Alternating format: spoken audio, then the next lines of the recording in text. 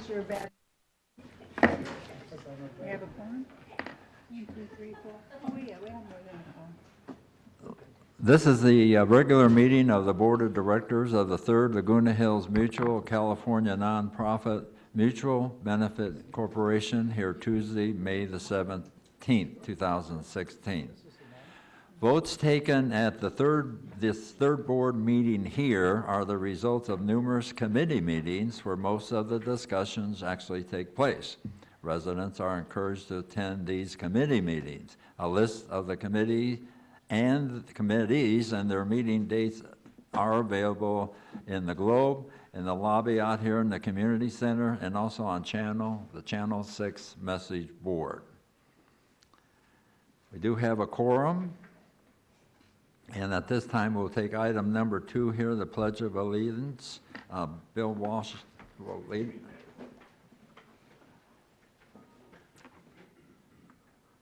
I pledge allegiance to the flag of the United States of America and to the republic for which it stands, one nation, under God, indivisible, with liberty and justice for all.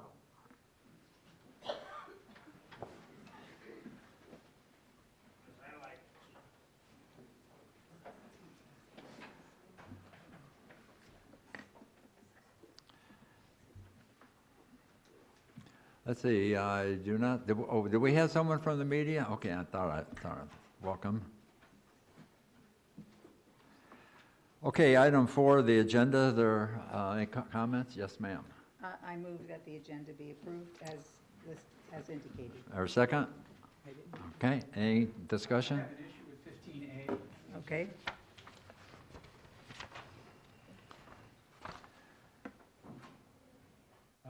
Basically, there are a lot of documents that reference the times on here. And I think that until we gather those up and present them and correct them all, we should postpone those. David? No. You can't hear me? Can't hear you. Oh, okay. I'd like to have this for reconsideration at the next meeting. Okay, well, that's a comment. Let's see. When we get to this, Bill, we actually talk about the wording of it, and then have to table it for 30 days, and that at that time we could get everything resolved, or just take it off today, I guess. I could wait 30 days to get it resolved. I mean, if we can get, Yeah, there's a lot of documents on the website and so- that need to be corrected to bring it up to this standard. Okay, let's do that. All right? Okay, anybody else? All in favor of the motion, raise your hand, please. Okay, it's unanimous. Chairman's report, number 5. We have 13 items on our consent calendar here. Number of people are going to be very pleased when they hear that their requests have been approved. For people that would like work to be done on their manners, for example, like new people that come in here, and if you do not like what your home looks like, we do approve alterations for manners here in Third Mutual, and so we have a pretty good policy on that. A lot of people are real pleased, and like I mentioned here, we got 13 items on our consent calendar. Some of them are approvals that we're recommending for work to be done on people's manners. Also, something happened here last week. That's the first time it's happened since we've been here, is that there was a burglary on a series of homes that were actually tenanted and in the process of being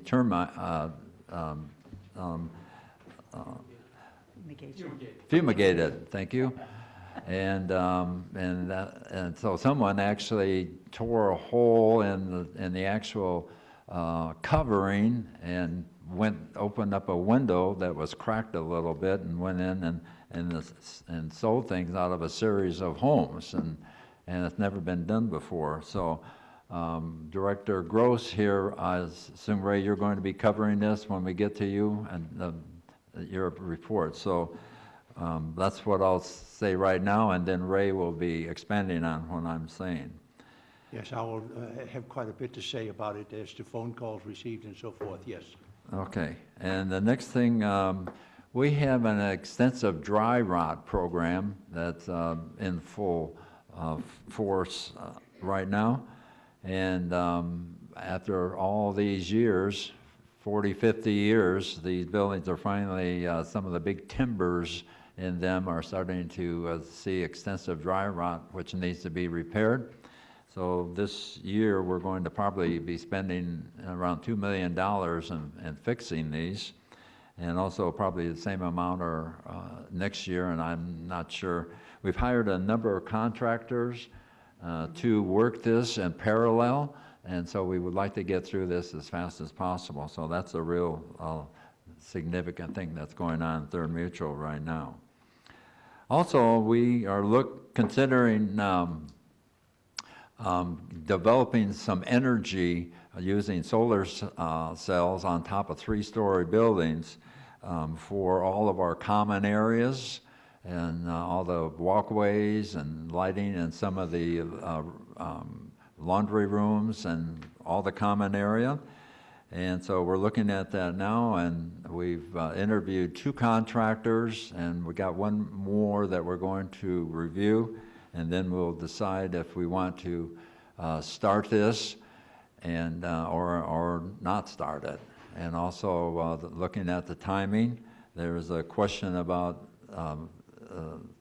when we're talking with the first contractor, due to the price of it, there would be a loan required, and there's quite a bit of opposition on the board on loans. So, but anyway, this later this week we'll interview the last contractor, and then we'll have a special meeting after that and decide on how we should move forward or not on this activity.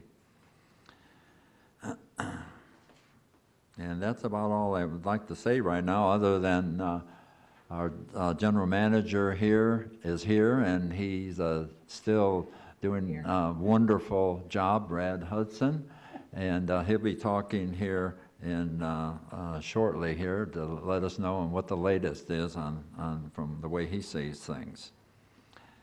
Okay, so that takes care of that. Item 6, approval of the minutes from last time. I so Yes. move. Okay, second? Okay, any discussion?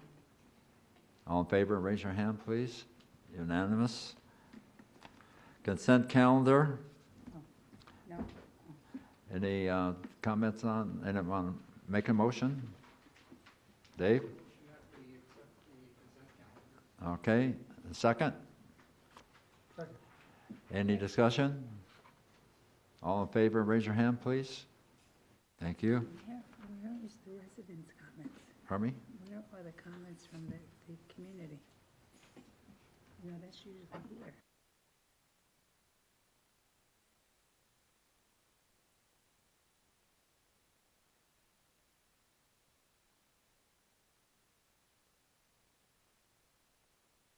It's usually next thing. Okay, sorry for the little Question.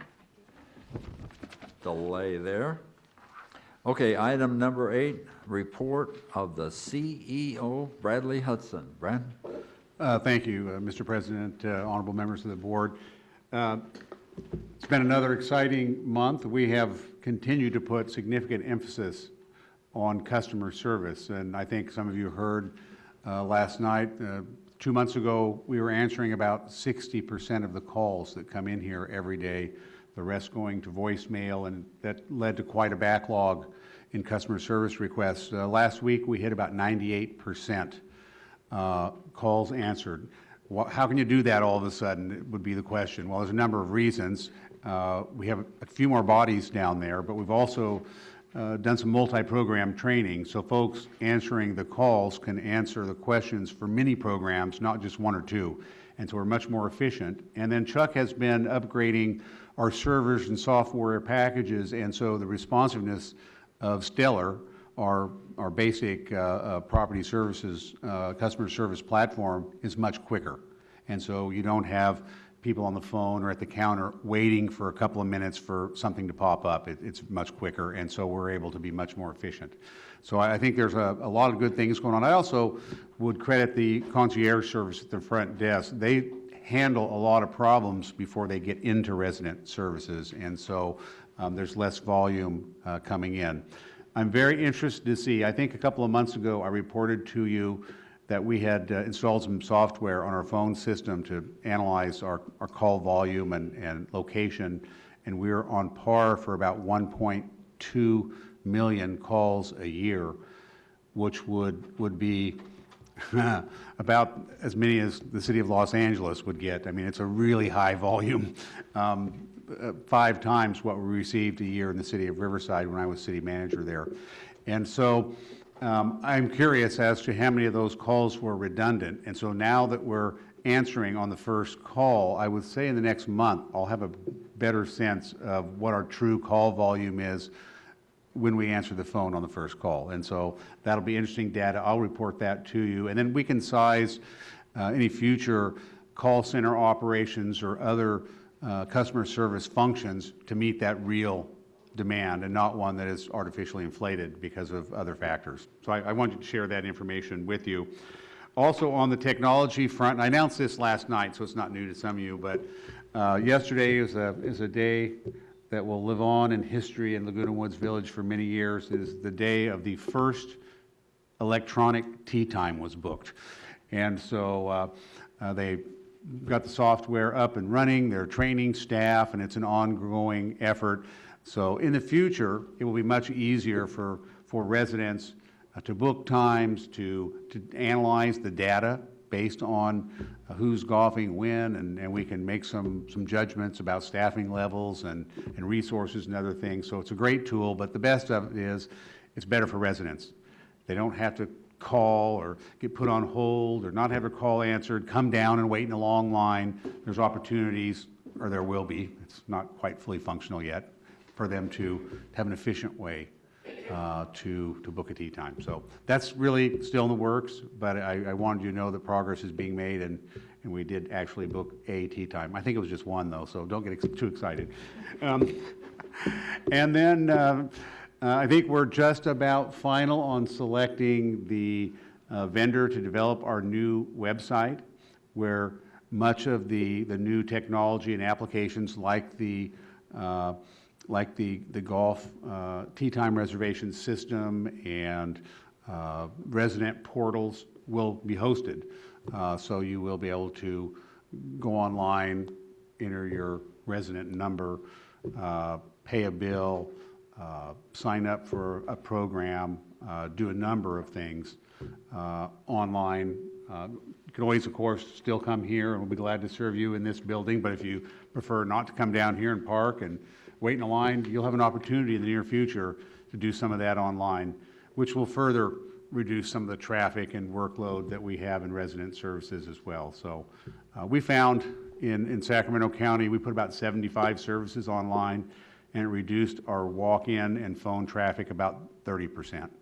And so if we can get that kind of response here, and I'm pretty sure we can, that'll have a huge impact on staffing levels and other things in this building. So I'm very excited about that. I also, and this has been out a little bit, but I think it's worth repeating that we have selected a new security director.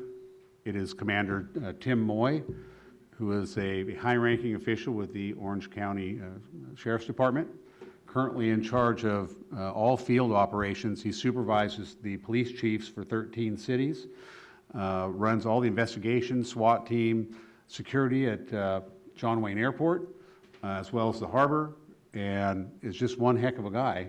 And he's starting here June 6th as our new security chief. And we're having a town hall June 23rd in this very room at 4:30 to come and meet the chief. And I think he'll be still pretty new, maybe 2.5 weeks into or 3 weeks into his job. So I don't know how much he'll have to share with us, but you can certainly share a lot with him. And I think that's what he wants to hear is what are your concerns and issues with security? How can he provide the kind of community security policing that you want? And so please come out on the 23rd, 4:30, right here, and meet the chief.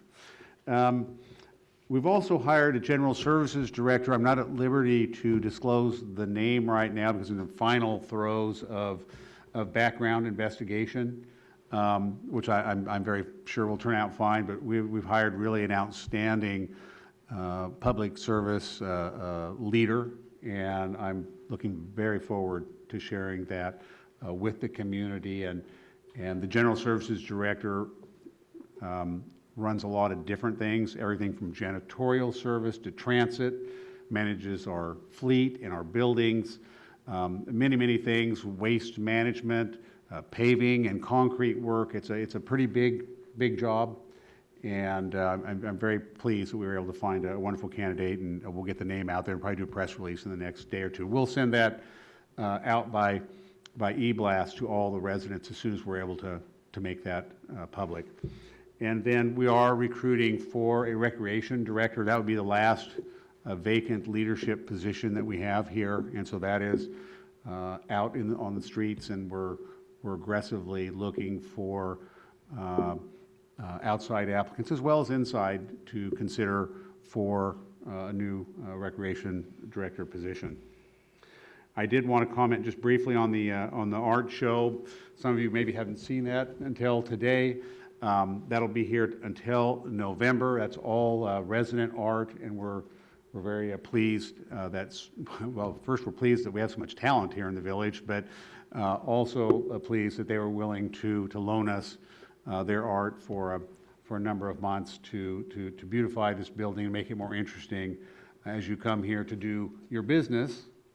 Believe it or not, you might have to wait sometimes, so at least while you're waiting now, you can look at some art and enjoy the beauty of our village. And also currently, started on the 15th, actually goes to the 21st, we have the USTA Senior Open going on at the tennis complex. And so if you have some time, it might be worthwhile to go down there and see really the best senior tennis players in the country. The courts were recently resurfaced. They're beautiful. The facility looks great. You have great tennis players down there. It's a rare opportunity to showcase the village on a national level, and I encourage you all to please attend.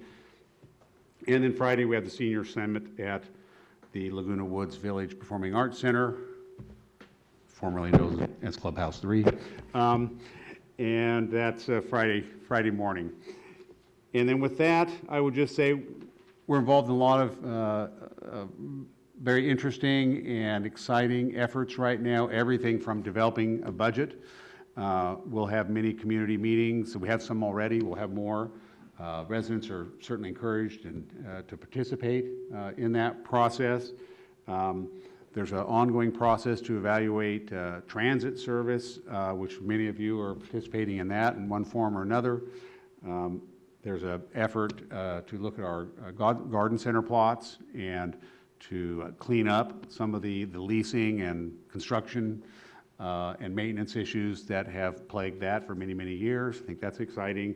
And then lastly, I know that the CAC and staff are looking at clubhouse usage policies and trying to clean some of that up as well. So there's many things going on. Many meetings are occurring regarding these issues. And I would say if there is a governance issue that is of interest to you, there is a committee that's studying it right now somewhere around here. Actually, I mean right now, as we speak. And so please avail yourself to those opportunities to participate in the governance of the village. Your input is certainly needed. Thank you. Brad, that was a wonderful report. There may be some people, I have a question when you're done. there may be some folks watching that may be wondering, this is incredible what you're saying, and my only question is, how much is my monthly fee going to be going up? We've tried to focus on redirecting existing resources to tackle the board's priorities, and so I'm not anticipating that there'd be too much cost associated with this. Many of the hardware and software upgrades we really had the resources already in place and we just had to move forward. There is going to be a request to GRF for some of the more expensive technology, equipment and software that's needed, but that's forthcoming and that shouldn't affect third assessments. Thank you. Thank you for your comment, Jim, because I was going to ask Brad or remind Brad that he should let everyone know that he's restructuring positions, so therefore it shouldn't ring into our budget. But I did have two things that you talk about a lot that you didn't mention today that everyone asks about, and I know you're working on them. One is what you're doing about purchasing a home, and also some of the changes you're making in the permit department, because I know those are hot issues. So if you could touch on them, we'd love it. Thank you. Well, some of you who saw the GRF meeting last month maybe saw Chuck Holland's presentation about the resale department and process and how many steps that takes and the cost and the amount of paper it generates, and then to scan and archive those documents. It's a huge, primitive, bureaucratic process that we would like to eliminate. And so we are mapping out all those steps and designing technology solutions that will link our department with escrow, with brokers, streamline it for buyers and sellers, and really make it a much simpler, less expensive process for everyone. And then on the, what we currently call, it used to be called permits and inspections, now it's called manor alterations, and I've been contemplating a name change again, but its name's been changed maybe too many times. Maybe we should hang back on that.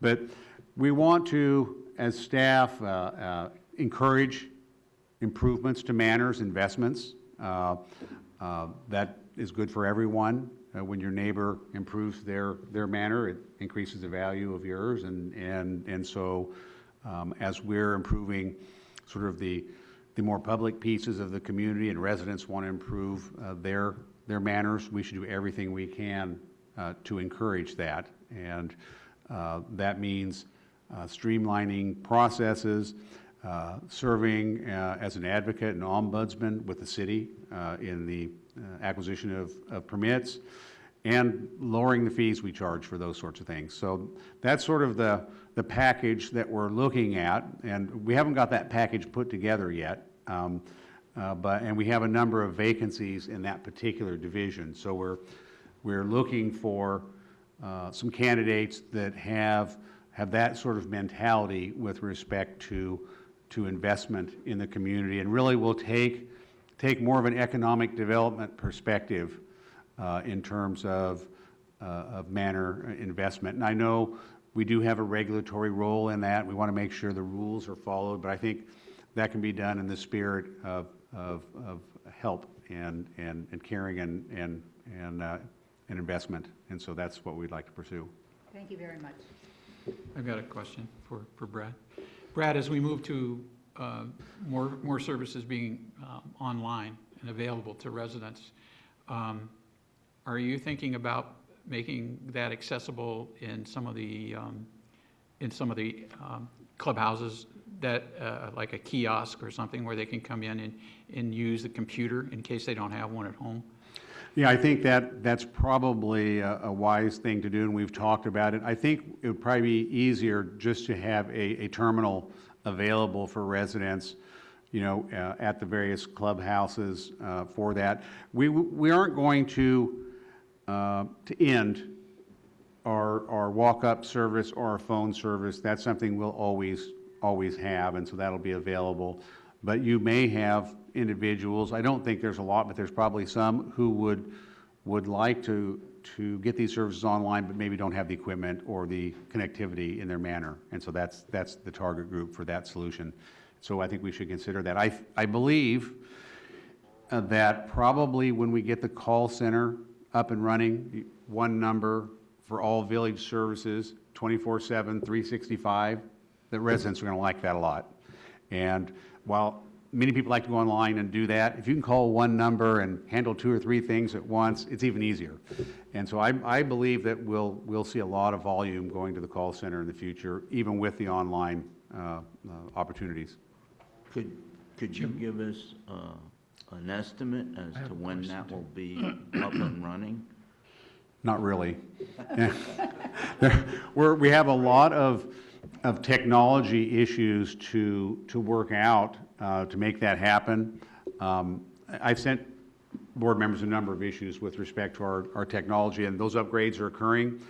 And one of the reasons they're occurring right now and so quick is, first, the customer service is so bad and it's so slow, we had to speed it up. Also, with the GATE project, that's a whole separate network that has to be connected to our resident database. I mean, if it's not connected, then a resident won't be able to get in. And so that is a big lift to get our system up to a level where it can accept that database and that additional volume. And then also the EMS that Chuck is putting back together, and it looks like that's going to work out. But that's a separate network as well that's got multiple sites and servers, and so we're trying to connect that up. And so those systems, those three things are going to use up virtually all the capacity we probably have. And so to transition off of Stellar into some sort of customer relationship management or work order management system is probably going to have to come after that. And so I'm thinking that's probably a 17 project for inclusion in next year's budget. We are going, and I don't know the exact date, and I apologize, I'll get that to board members in the community, but we are going to GRF, I think it's next week, for a special meeting to review all the prior year projects and current year projects that haven't been moving too much. And some have, some haven't. And then also some additions that we would like GRF to make when I say we, I'm talking staff, in the current year. And so there's a technology piece to that, which I think is around $190,000 that we're asking for. So there's a couple of things like that that I think will be of interest to obviously all boards, but all residents as well. And so I'll make sure and get that information out to the community and to the boards. Yeah. Brad, I also have, because quite often we encounter the situation, somewhere is leaking the water. This is a serious situation, so someone suggests should establish a unique number to call this for water leaking so that, the action can be taken immediately, because that water is so precious nowadays. Well, and the damage to Manners is substantial, and neighbors' Manners, and it's probably the most serious maintenance problem that we face here, because the damage happens so quickly. I mean, it doesn't take long. Yeah. So that's not, let me think that through, whether that should go to dispatch, or I hate to establish another number when I'm trying to get rid of numbers, but I understand the issue, and let me try to get a solution for you. Well, it's more than just a maintenance issue. It Yes. would be if a resident sees a leak somewhere, Yes. anywhere, that's just wasting water. Yes. It turned out to be a town hall meeting here. Yeah, water town hall, yeah, that's good. Okay. At this time, the mutual residents may address the board of directors regarding any item not on our agenda, but within the jurisdiction of the board of directors of the 3rd Laguna Hills Mutual. There is a maximum time of 3 minutes per resident, and the resident may only address the board once during this period. The board reserves the right to limit the total amount of time allotted for the mutual resident comments in public forum. Okay, I have the timer. Name and manner number, please. No. Now it is. Thank you. Good morning. I'm Lynn Jarrett, 40101C. I'd like to start out with the positives today. I'm sorry Bert Maldell isn't here today, but all of you have attended his Energy Committee meetings over the past couple of years, and I want to commend him on a good job with his and the Energy Committee's accomplishments. That includes all of the board. Of course, the major thrust now is the solar project, but I want to give a big thanks to all involved for all the work that has been done in changing over the 3-story buildings, old lighting to LED lighting in the common areas, including the rec rooms. which is a larger project, and the new exit signs in the rec rooms, ones that really work when the lights go out. And also, thanks for the new signage around 3rd Mitchell. A visitor to my building just this past week noticed the lighting, and he said, "Wow, what happened around here?" And I said, "Oh, they put in LED lighting," and he was impressed because he had been there about 5 months ago, which talked about the difference. On a completely different subject and a very important one, by attending Third Board's finance meeting last week, I heard a recommendation made by this board to recommend that prospective buyers here in Third Board need to provide satisfactory verification of income of at least the sum total of the annual mortgage payment on the manor, plus I think you were going to think about $50,000. I know this is going to be on the agenda this afternoon in a closed meeting, but I wanted to give you a heads up about the way I feel, and some other people today will talk to you about the way they feel about this. But that would be an increase from $42,000 to $50,000 if that were the case. I didn't want to hear one reason then or since why this recommendation was made. Just because it's been $42,000 for years makes absolutely no difference. There are going to be big ramifications in the negative if the $42,000 figure is going to be raised in any amount of money. It makes no difference if you have a lot of people coming in paying cash. They're going to have to qualify anyway. You're going to close out single people who have probably Social Security income and maybe a pension, unlike a couple who may have 2 Social Security incomes coming in along with the pension, perhaps. By running a credit check, which somebody mentioned was possible, to prospective buyers, you may be able to tell more about their finances than if you didn't do so. I know you're concerned that they need enough money to pay the dues, but just because they meet the income requirements to move in doesn't mean that that income will remain stable. The bottom line, however, is our units will be harder to sell.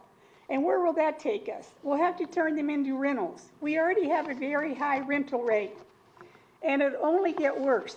Absentee owners don't care a lot about some of the places here. Mind you, I realize we have some great renters, but we also have a lot of short-termers. Please reconsider. Thank you. Well, I couldn't agree with her more. I'm Elizabeth Coe, 4010 2D. I'm also a realtor from Keller Williams Realty. And I just feel that when there's change, there should be benefits, and I like to know the benefit to raise the requirements of yearly income from $42,000 to $50,000. It's going to hurt everybody. It's going to hurt sellers. It's going to hurt realtors, vendors. It's going to just hurt everybody, and I don't see the value of doing that, and I'd like an explanation as to why. I don't think our economy is in great shape. People who lost money back when the stock market fell apart, they could never recoup that money. After a certain age, you cannot. So their income is lower, and I think $42,000 is sufficient. Thank you. Jeannie Allen, 33352F, Punta Alta. I am also a realtor with Village Real Estate Services, and I want to compliment Brad. I think you're doing such a good job, and I'm hearing that you might be eliminating some of that extra package that we have for sales and rentals in Laguna Woods is a good thing. That's made my day today, as I've been working on that part today also. The reason I'm up here is to talk about the $50,000. Where did that number come from? What kind of analysis did you do? And as Lynn said, she covered it very well, that it's not going to make any difference. It's a one-time thing. People's lives change. Our lives are things. We have couples move in, and then they have, you know, their spouse's salary or income is gone. So why are you saying that that is a reason to say that they're going to be good residents? That's my comment. Thank you. Good morning. My name is Edith Shepard, 3214C. I don't have to tell you what happened over the weekend, last weekend. And I want to talk about the landscaping. When the police person came to the house, she said it's a perfect setting. It's dark in front, it's dark in the back. I have a hedge that's almost 6 feet high. We have extremely tall trees, and it's a perfect setting for people to hide. I have been after the landscaping to trim the hedge. When I moved here 28 years ago, it was 2 feet high. Now it's at least 5-6 feet high because of poor maintenance and sometimes shortage of workers. It was allowed to grow and grow, and when they come to do the trimming at the 6 months period, because of time, they don't have the time, and they only cut the stragglers, and so it's extremely high. I have had Frank, Raphael, and now we have Larry Hernandez, and it's always the same thing. The woman below wants privacy. I talked to the woman below, and she said it's absolutely absurd. I never said anything about privacy. I'm talking about the blossoms that they cut. Well, we have a security problem here. I live like behind the wall of China, and not only I, but the 4 of us. And I would like somebody in landscaping to come and look, 3214C, cul-de-sac 322, come look and see what it is. It's run down, the high hedge, the tall trees. I made an appeal to the landscaping, and I thought that somebody from landscaping would come up and look at the trees that is growing so high. There are needles all over the roof, the patios, whatever. And Mr. Hernandez came after 6 months, and he said, we don't trim unless there is an emergency. Well, okay, now we've had the emergency. If the hedge should never be higher than shoulder height. If it would be shoulder height, maybe somebody below. We have 2 families with men. And people have a habit of coming and drinking water, whatever, and maybe they would have seen something unusual. But the hedge is a perfect hiding place for everyone. So please, get the landscaping to trim it once and for all and keep it low. The individual's needs or wants does not count. I have no grass, it's mud. Okay, thank you. Thank you very much. Did you write the letter, Ms. Shepherd, like I asked you? Okay. Good morning. I'm Bob Hatch, 5064. I'm here this morning on behalf of the foundation of Laguna Woods Village, one of the many true treasures of the village. Foundation was formed back in 1997 with the purpose of providing temporary and emergency help to residents here at the village, residents only. I think that's an important distinction. Since that time, we provided about $2 million in help. Last year it was about $250,000, and we are in the middle of our spring fundraising campaign. Examples of the kind of help that we furnish: medical bills, dental bills, utilities, caregivers, transportation, food coupons, etc. We work in concert with one of the other treasures of the village. That's the Social Services Department. All requests are made through the Social Services Department. They screen them and forward them on to us. The names of the applicants are unknown to us. We get only a case number. Normally we approve what they recommend. And the other significant thing is that all the payments go directly to the vendors or the suppliers of the services, not to the individual resident. So it's a wonderful organization. The need for it is even greater than it was in 97. We are very efficient. 91 cents out of every dollar goes directly to our beneficiaries. And importantly, it is a nonprofit, tax-deductible donation.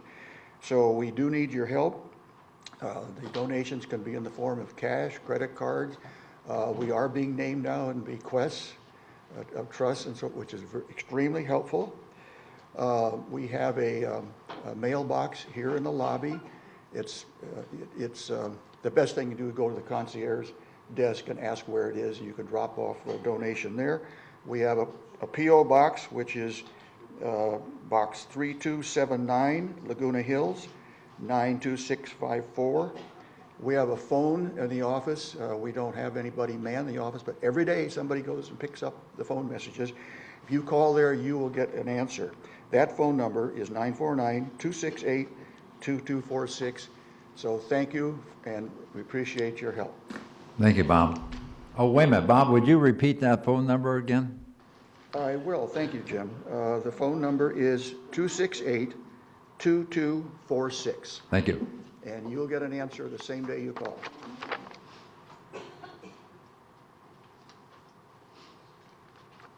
Good morning. My name is Gregory Francis, 2354, number 1F.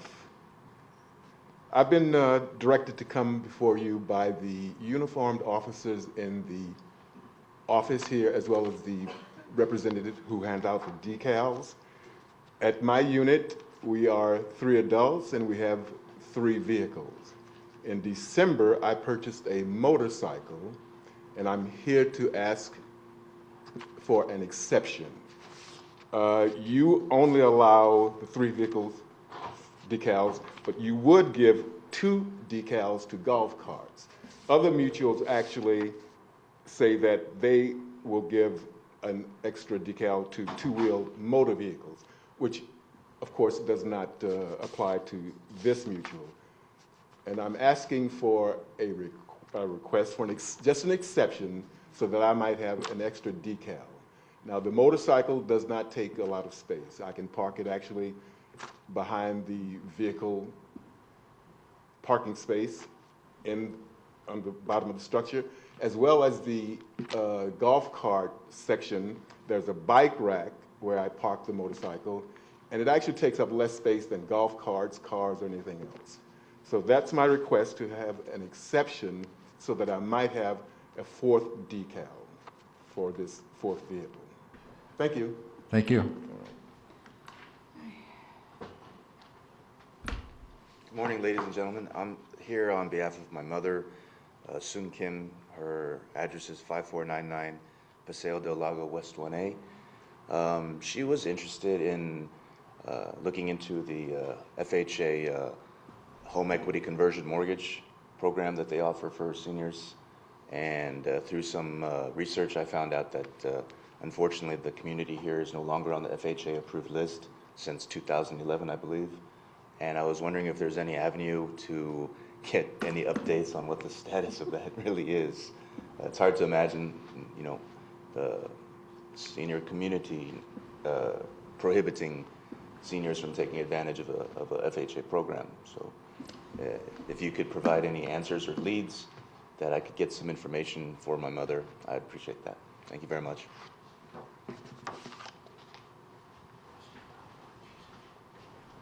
Hi, Kitty Platt, 3249B, and I'm also a realtor. And if we're changing the financial qualifications, one of the things that I think should be changed on the list that's published that we go by in terms of whether people qualify or not, letting them know, and submitting that to escrow also follows up on that. But one of the things is a special circumstances where it says either very high assets can offset income, or very high income can offset assets, but there's no definition of how much or what percentage or anything. So it's kind of a nebulous idea that needs further clarification so people don't feel that they're being turned down for no reason at all.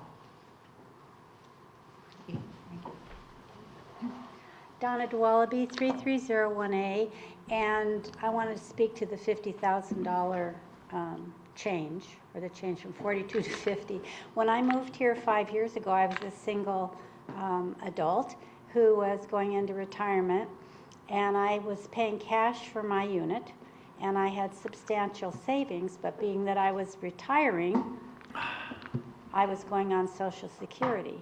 That did not meet the $42,000 limit. I couldn't have bought here if I didn't beg a relative that had substantial resources to sign for me to qualify. And it actually made no difference in anything because I haven't seen that person. They, you know, it doesn't matter because I made my payments. I've subsequently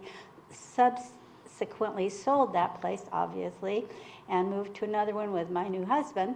But I couldn't be here because of that. And I was a very responsible, qualified person. I had all good history, financial history. I had a highest credit rating you could get.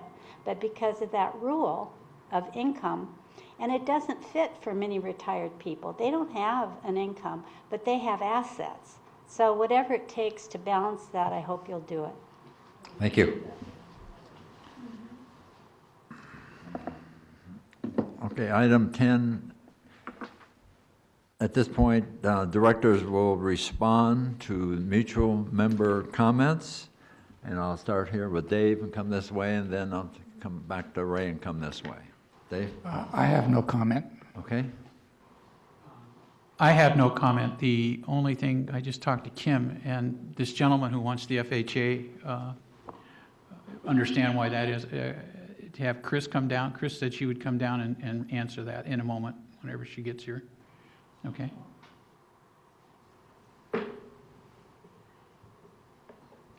I guess I have a lot of comment on the response to the 42,000 to 50,000. As you know, the reason that we have income and asset requirement is to protect our assessment. And this is a responsibility that board is to protect the owner, the interest of all owners. In the past that we average about 100 or more, 180 to about 300,000 bad debt, uncollectible assets. That's the one. That's why we need to have the income and assets requirement to protect the interest of the owners. And the 42,000 to 50,000 came from that the assessment income requirement was raised in 2009. At that time, it was 36,000 and was raised to 42,000. And based on the CPI from 2005 to 2015, it's about 20%. That's why we raised it from 42 to 50, because accumulated CPI from 2005 to September of 2015 was about 20%. However, I do realize that because this is a retirement community, a lot of people do not have income. So that's just one aspect. It's not we have not decided to do that. We are still in the evaluation stage.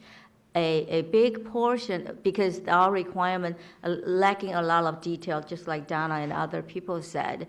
One thing that we do not distinguish people, the income difference between people buying in cash or people buying with mortgage. It's the same requirement, but it's different because your household expenditure plus the assessment, you've got an additional payment to pay is the mortgage. So we are reviewing the whole assets and income requirement. And I do hear Donna, I think there is for retirement people, they don't have a lot of income. A lot of them has asset as like myself, you know, and we retired. So we looked at one way to do it. It's just there's FHA loan. They do take into consideration, have a formula that if you have certain in your pension account or your IRA account, that it can be converted to as income equivalent. That's something we are looking into. And also that just want to emphasize, this is a number we are looking into and make sure that we are protecting the assessment, collecting assessment. And 42 to 50,000 still is the one consideration that we discussed at the finance meeting. It's not final, and there are more into it. And the key requirement is that we need to make sure that the buyer, after paying all their household expenditure, they have enough money to pay for the assessment. That's the key indication and key requirements. And somebody also talked about special circumstances. There's no specific rule. Yes, and that we've discussed about that. And one consideration is that if you require special circumstances, then we'll require a deposit of a 1-year assessment. That way, we protect the assessment. So again, is the assessment protection is for the owner, and I hope that we've talked to the bank. This is similar to like a bank approving a mortgage. So we talk to the bank how you evaluate people whether they're qualified. But again, this is not something that the 40 to 50,000 is something that concrete. The key is looking at whether we can collect the assessment, and that's the key. And on a reverse mortgage, again, I think it was our certification was expired in 2009, I believe. Yes, it was in 2009. Our FHA certification was expired in 2009. And at that time, they hired a consultant to evaluate whether we can be recertified, because FHA reverse mortgage rule change all the time. At that time, that the consultant said we were not qualified due to 4 reasons. One is age restriction. 2 is the first right of refusal, and 3 is the income requirement. 4 is the asset requirement. Due to those 4 reasons, that at that time they decided that we were not qualified, so we did not apply for recertification. And it's still, I think, as of today, because the rule has changed, I think at least 2 is still the number one reason for not being able to qualify is the first right of refusal. I'm not sure about the other ones. And another key thing is that, again, on the reverse mortgage, because we are subordinate in the lien, during the market downturn, we had a lot of reverse mortgage that in the water that we could not even recoup the uncollectibles. And again, this is to protect the owner's interest of assessment. But still, we are not, as of today, as far as I know, we are not qualified. That's why we did not pursue for the FHA. Not this time will not be recertification, will be the full application. That's my answer for those 2 questions. Thank you, Wei Ming. Very good. Okay, since we asked Jim? Chris to come down, can we have her comment? Pardon me? Since we asked Chris to come down and comment on the FHA, may she speak next? Okay, Chris, go ahead. Sure, and I think Wei Ming covered all the issues very well with regard to FHA certification. As she said, the certification expired. It expired at a time when the lending agencies were really tightening down on their lending procedures. And so in the past, FHA, because you've always had the first right of refusal, you always had financial requirements. In the past, those weren't looked at with such scrutiny. Since '09 forward, they have been. So we've been told by the consultant that Third hired, as well as other people, that Third would not qualify for FHA certification. But staff is keeping an eye on those requirements. When and if those change, we'll bring that back to the board again. Thank you, Chris. Okay, Jim? Yeah, I want to make a comments to that lady, Ada Shepherd from 3214C. Well, first I apologize that landscaper didn't do a good job. Well, one thing is that we have old policy, we are short of a staff, but we will, I guess that lady already left, but we will combined with the staff, we will go tour her place and take a look, and it will take care of that problem as soon as we can. Thank you. Rosemary? I wanted to touch on the landscape issue. Very often, we hear from residents who tell us that they've talked to Larry or whoever they talked to, and they were said, no, that's not the policy of the board, or the board changed the policy, et cetera, et cetera. The biggest thing is if you have an issue with landscape or any department, we have numbers for you to call.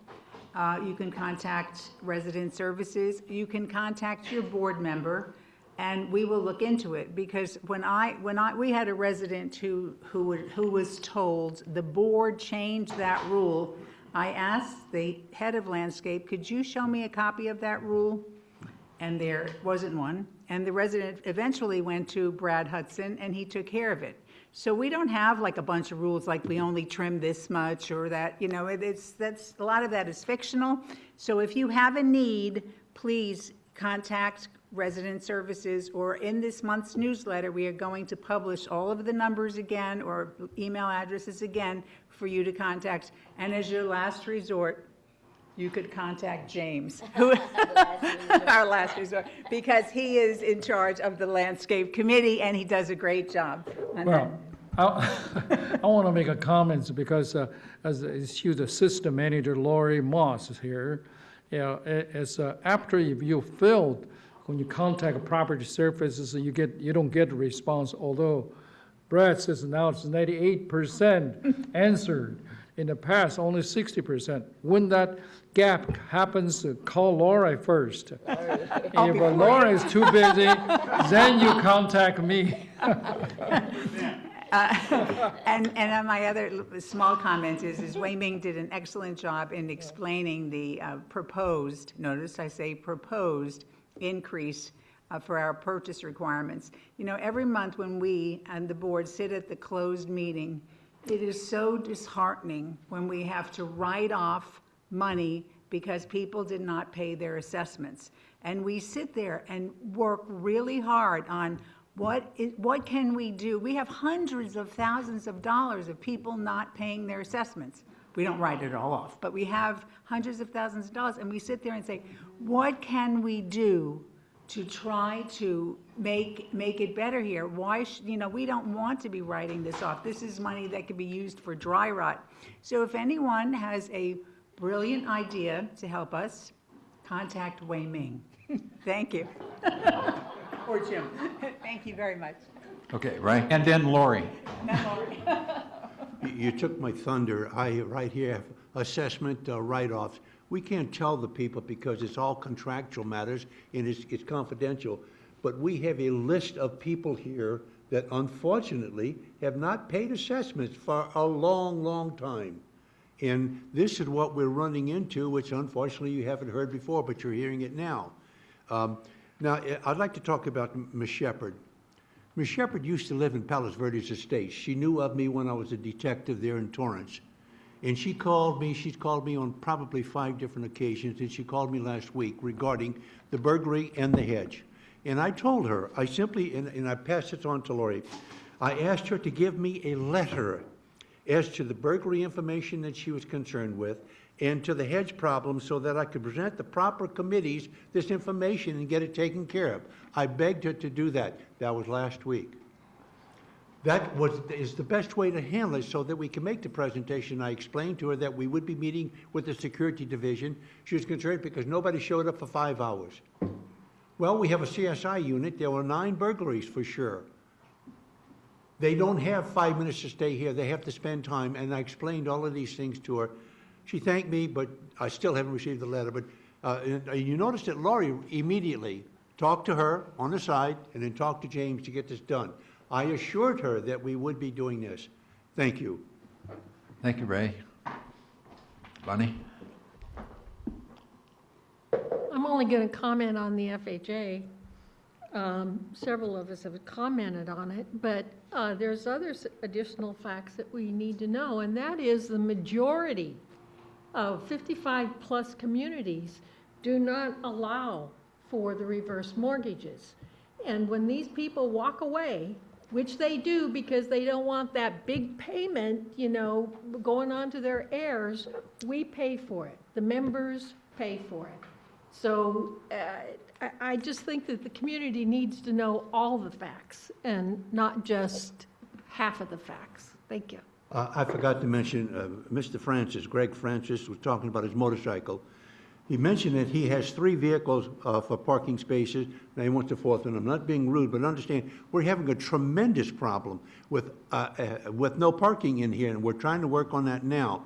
There is a situation where we can, if you have extra vehicles, if you have too many, you can park them over at the other area, Section B, I believe. Costs you $160 a year to park there if you have a challenge. But here are 3 parking vehicles now. There's a 4th one. And again, like I say, we're not being rude, but we do have a challenge with that, and we have to address it. John? I have no comment. Okay. Bert? I just want to make a, Wei Ming, you gave a beautiful explanation, but I think people may be a little confused with the term CPI. That's the Consumer Price Index, and it's a gauge of the rate of inflation. So this number was adjusted for inflation, okay? So it wasn't an arbitrary figure, but as Wei Ming and others have indicated, we are looking into the whole situation. We want as many people as possible to buy here as long as they can afford the assessments. And the other thing, although these defaults can add up to quite a bit of money, collectively, we're not in any bad shape. It turns out to be, I'm pretty sure, less than 1% of our total budget. So it's not an extraordinary figure in terms of affecting our finances, but it is a large figure, and we spend a lot of time going over all these defaults.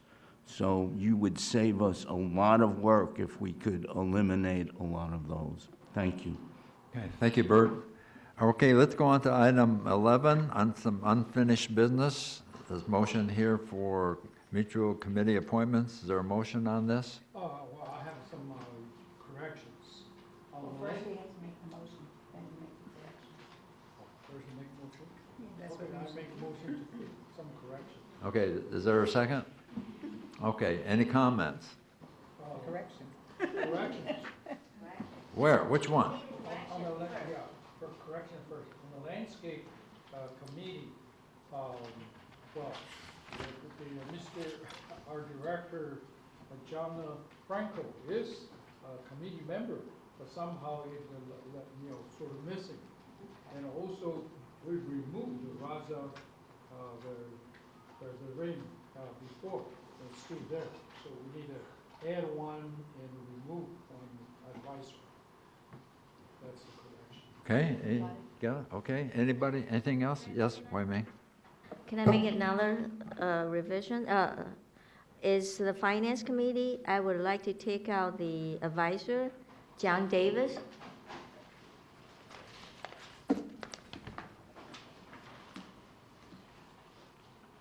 Get that? Okay, anything else? Okay, call a question here. All in favor, raise your hand, please. Doesn't Bert have to read the change? Bert has to read the change that we're approving. Oh, okay, just the changes. Okay, there's a couple. As I think now, after all this, there's only one change. That's on the Energy Committee, and now Bert Moldow was the former chair. He's not on the committee. Jim Mattson is now the new chair. James Tung and Bill Walsh are the co-chairs. And the Finance Committee, John Davis. Okay, and well, you mentioned that. I'll mention it again. On the Finance Committee, John Davis is no longer an advisor. Okay. James has something else to say. You have something? James does. You have something more? And Frankel, you want me to mention John Frankel? On the standards subcommittee, I don't see, our secretary, Bert Long, is not any chair. Well, since I don't know much, I'm not a chair, that's right, but I'm on a lot of committees. how would you like to be a No. chair on the standard? Because he's very busy being the Uh, secretary. We can discuss that. Can discuss. Right, Bonnie? Yes, Bonnie? I'm not on the Garden Villa Recreation Subcommittee. Microphones, you're saying? I'm not on the Garden Villa. Recreation room? Yeah, and this year when I changed responsibilities, that came off too. Go ahead. The thing is on the Garden Villa Rec Room Subcommittee, we generally had people in maintenance. So I chaired it, but we had Bert Moldow, and because you were co-chair, you were on it. So in technicality, we should take someone, add someone from maintenance. Being that there's so much dry rot in the Garden Villas, Dave, would you be willing to be on? We only meet like every quarter or something like that, twice a year. Yes? So can we put that down? Thank you, Bunny. All Thank right. you, Dave. Okay. All in favor of this? All of it, Raise your everything. hand, please. Thank you. Unanimous. Okay, item 12, there is no new business unless someone has anything and did not come up during the agenda, so. Go to item 13, report of the Finance Committee. Wei-Ming.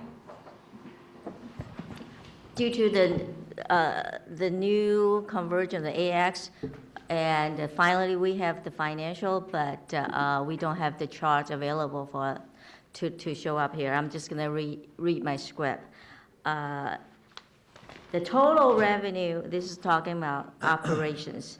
The total revenue, not include the GRF revenue from operations and assessment through March 2016 was $4,976,000, which was $60,000 less than budget. Third operating expenses for the same period were $4,428,000, which was $255,000 better than budget. The favorable variance is primarily due to the following. Utility, positive variance of $139,000. This is from lowered consumption and rates for electricity, water, and trash than anticipated in the budget. To date, Third has kept 98% of its water consumption within the efficient tiers. Second item, legal fees, $32,000 from lower legal expenses than anticipated. Management fee, $38,000. This is from the elimination of management fee from PCM, but this favorable variance offsets Third's portion of unbudgeted compensation and related costs for the CEO and community manager. General maintenance, unfavorable of $81,000 due to higher repair work for plumbing service, carpentry service, this dry rot work, and gutter cleaning. Uncollectibles and insurance, $40,000 favorable from fewer bad debt expenses. This is from all the extra effort we've been working very hard trying to reduce our bad debt uncollectibles. And from lower premiums for hazard and liability insurance than anticipated.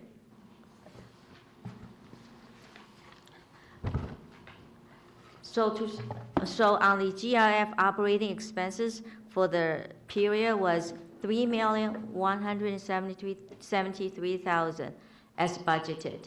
To summarize, Third had a $537,000 operating surplus, which was $255,000 better than budget as of March 31st, 2016. On the reserve balance on March 31st, 2016 were $19,967,000. Actual contribution and interest to reserve were $3,541,000, and actual expenditure were $1,835,000. Reserve balance increased by $1,706,000, mainly due to less expenditure than budget, and that's mainly due to the timing. Investment. The year-to-date yield on investment was 1.87%, and total year-to-date assessment write-off equal to $9,000. Let's go to item 13B, page 3 of 6, on the monthly resale.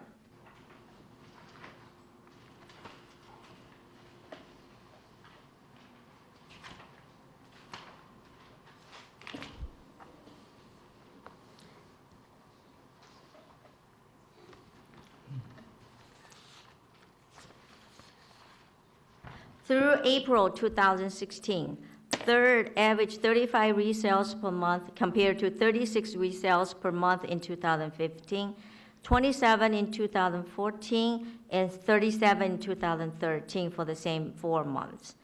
And let's go to 13B, page 6 of 6. On the monthly leasing. Through April 2016, third average 1,655 leases per month compared to 1,711 resales per month in 2015 for the same 4 months. The leasing ratio is 27.1% of total units. That concludes my report. Thank you very much. We do have this resolution, and I think we should just read the change. Yes. So Bert, on page 1 of 2 of 13C, just item 3. Yes. I'll read the heading and then just be, no funds shall be invested except in authorized investments as provided herein. Authorized investments limited to, and this is B, up to 30% of the portfolio may be invested in corporate bonds rated A through AAA, specifically A3, A minus, A minus, these are for different groups, or better by Moody's, S&P, Fitch. A bond is only required to meet the criteria of one rating service. If a bond does not meet this minimum credit quality criteria, excuse me, in at least one of the above-mentioned rating services, the bond may not be purchased, or if owned, must be removed from the portfolio within 30 days. I so move. Okay, thank you very much. I second Any discussion? Okay, thank you. Discussion? Okay, no one from the audience, so everyone in favor, raise your hand, please. And that's unanimous. Thank you very much. Okay, item 14, report of Landscape Committee. Jim? Yes. Okay. Oh, you have a comment? I had a comment about the budget, the financial report, if it's in order right now. Yeah. Go ahead. Okay, I say this all the time. Fred Sherman, 3161A. I say this all the time, and I realize that the rules require accrual accounting, but I don't know, maybe somebody can tell me where the allowance for receivables is. That when you do accrual accounting, the financial picture looks much better than it really is because it includes income not received. The in other words, assessments, the revenues in accrual accounting show what is due, so that they always pretty much match what the budget is. But that isn't usually the amount that is received. And it always gives a much better picture than it would if the actual dollars received were indicated somewhere on the report. Did you bring that up during the last Finance Committee meeting? Okay, well, and that's where it is worked, and so no action was brought forward to change anything. No, I'm not saying, yeah, they can't Sure. change it, yeah. Fred, we do use accrual accounting. This is a requirement. That's how the auditor audited based on accrual accounting, not cash accounting. And to be more specific, we do put those assessments. If you look page 1 of 10, okay, on our assets, line item 5, accounts receivable and interest receivable. Those are the ones, if you see we see a negative number, means a lot of people even prepaid. So we counted all those. When it's a negative, means not only will we accrue that, but we also, if they overpay, prepay too much, then we take it out. So that's why it's negative. So we do consider all the accrual on assessment collections. You say on line, which line is that? It's line 5, accounts receivable and interest receivable. Okay. And you see that negative number. So if it's a positive number, we accrue that what people still owe. But if it's a negative, means people pay way ahead, then we take it out. So we are based on accrual accounting. Okay. Okay, let's go on to item 14. Jim? Yes, well, on the landscape committee, well, last Wednesday, we had a very first budget meeting. Well, in that meeting, through the help of several of our directors, such as Wei Ming and Rosemary, and the main message we want to give to our landscape staff is emphasize on the efficiency in the future. Because in the last year, we sort of practiced cut 5% or 10%. This year, we want to emphasize on action.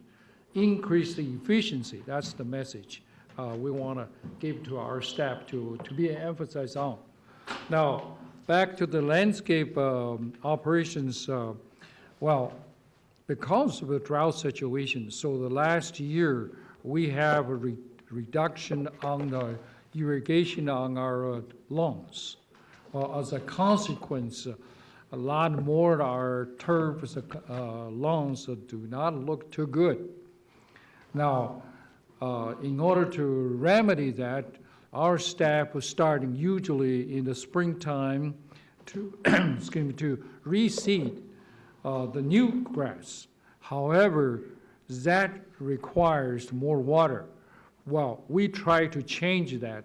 In fact, this year's, last month's committee meeting, staff already recommend, rather than from now on in the future, rather than reseeding to recover those old, poorly looking lawns, we're going to try to use so-called alternative lawns. In other words, we call it ground cover greens. You know, I sort of downloaded some of the color plots, gave it to our directors, just a sample of the choices, must be 30, 40 of them, of the ground green cover, the choices. But we will ask the staff to come up with a list, a legitimate list. By that, I mean those ground covers that fits our environment. And then we'll make that available to our residents, see when it comes to recover or repair our lawns, instead of put lawns back in the future, still poor, especially under some of the trees, we'll change it to ground cover greens.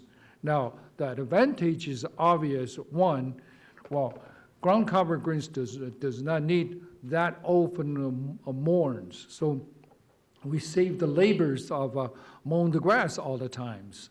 Of course, we need to trim from time to time, but that's a lot less often, frequently than the mowing the lawns. So that's potentially save the labors.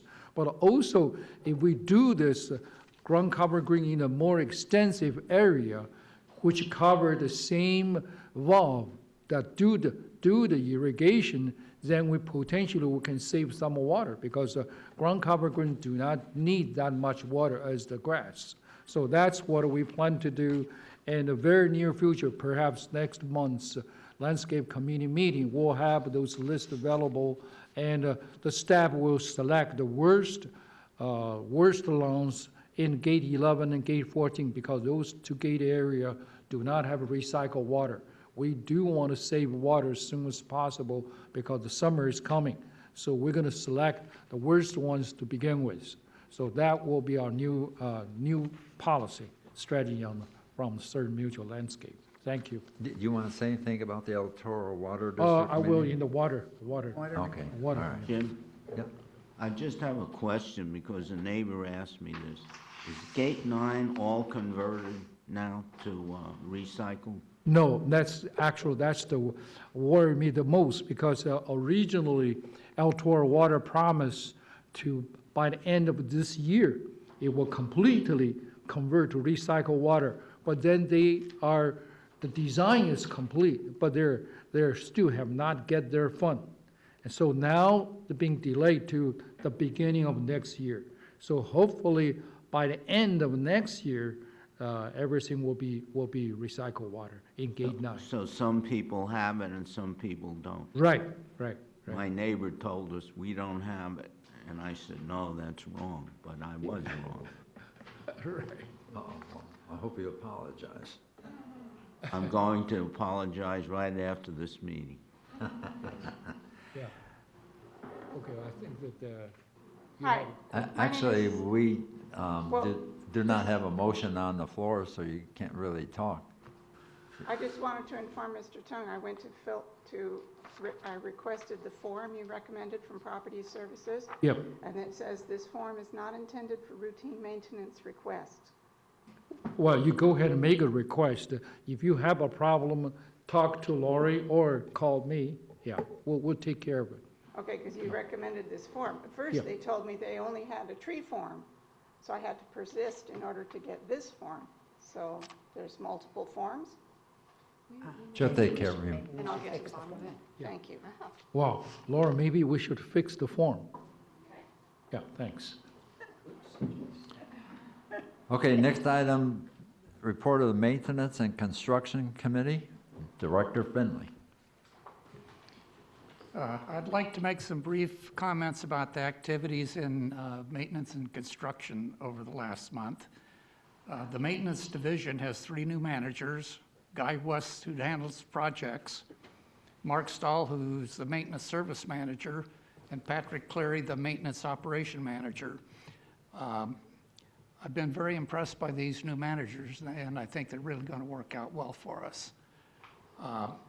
We had our first cut on our 2017 maintenance and construction budget last week. That was an important step. The Garden Villa beam replacement for building 5519 was completed. We're making some changes to expedite the next 3 buildings. Building 5519, soils report was completed. The foundation was sound. The front porch was removed and poured. And so there's still some little cleanup work that Marika has requested. I'll go take a look. The wall rotation on the non-structural retaining walls in the cul-de-sac 219 area was started. Rather than demolished and rebuilt, these walls were using a novel approach of pushing the walls back vertically and improve their footing. This is saving a lot of money for the third with this approach. Work was started in the LH21 staircase dry rot repairs on building 4015. I went over to take a look. They've opened up the king studs and they're visible to see what's inside. We had our first dry rot working group meeting last month. Performance tracking metrics were identified for implementation to start gathering data for analysis. We have a motion concerning noise in the early morning hours. We can vote on it now, or we can delay that for further study, perhaps. Are you all through with your report? Yes, I am. Okay, well, why don't we Just read this one paragraph here, now therefore let it be resolved on June 21st. And then, because what we need to do is get the wording okay on this, and then we'll have a motion and vote on tabling it. So we need to do that. This is the work hour? The one right up, the second one, right up there, whereas, now therefore, on the June 21st. We're on page 202 of 15A. Yeah, I have it. Whereas the Board of Directors recognize... Excuse me, just the next one. Now therefore be it resolved paragraph, the second one right after that. Now therefore be it resolved, June 21st, 2016, the Board of Directors of this corporation hereby revises the work hours to permit construction work on board-approved alterations at individual manors, including carports, between the hours of 8 a.m. to 6 p.m., Monday through Friday. Work on Saturday shall be permitted from 9 a.m. to 2 p.m. No work whatsoever shall be permitted on Sunday and VMS holidays. And resolve further. Actually, that's okay, Bert. I so move. Thank you. Now we could discuss it. Yes. I think that this is missing part of what we talked about, because this came up not only about board-permitted work, but also individual residents having their contractors not start at 7 a.m. So I believe we did discuss that. So I believe that that has to be in here. So it has to be changed, and then we could discuss it from there, because I know Bill has considerations. But it was to protect the residents, because people hire contractors and they start, they arrive at 6 and they start at 7. Yeah, what's So the wording change you the want? work hours to permit construction work on board and/or resident-approved alterations. I don't know if that would work, but that's a suggestion. May I ask, I thought all construction has to be board approved. So why do we have to make a change? I'm just asking. Because this says on board approved, it doesn't address resident. But the resident still has to come for us with board approval before they can do any construction in here. That's the way it's been. Oh, That's why I'm asking, we need to look in at it. I think that when I read it as things that we're contracting. Yeah, that's how I read it. Yeah, And yeah. like, so if I read it that way, maybe somebody else would read it that way. Because we wanted the change on all construction, whether an individual hired the contractor, or the board hired the contractor. Well, maybe put the word "all" in front of construction. That would delete. probably take care of it. Yeah, all construction, maybe that board approved is what threw me off. So, thank you, Ray, so all construction. So- And then so, After permit, put in the word all permit, on the second revise the line? work hours on, you don't even have to say, I don't think you have to say permit, you could say on all construction. So add all between permit and construction. Or take out permit, you're saying? No, maybe, No, you would leave, what? Take out board approved and put all in there. Right, just put all in there. Oh, to Okay. permit construction work on all construction. Okay, got it. All alteration. Well, if they're not approved, they could charge whenever they want and change. All alterations. Unless I'm mistaken, there is work that can go on that does not need board approval. Internal work on the manor, replacing carpeting, that's the No, sort of because thing. doing carpeting makes noise because you're pounding. Nevertheless, that does not need board approval. So that's why we said all, But the word board approval still exists. No, we took it out. So we said all alterations. I think the only thing that doesn't count is painting, but painting isn't really an alteration. Or maybe it is. Okay, Bundy, do you have a comment? Well, my question is based upon Bill's research, how many resolutions do we have to change in order to get this implemented? That's my question. Is this the only resolution we have to change in order to get the hours changed? Because right now, we have more than I can count templates that are with all the project managers that also have to be changed as far as the hours when those bids go out to the vendors. So is this just a start, or Do you know what's the the, answer to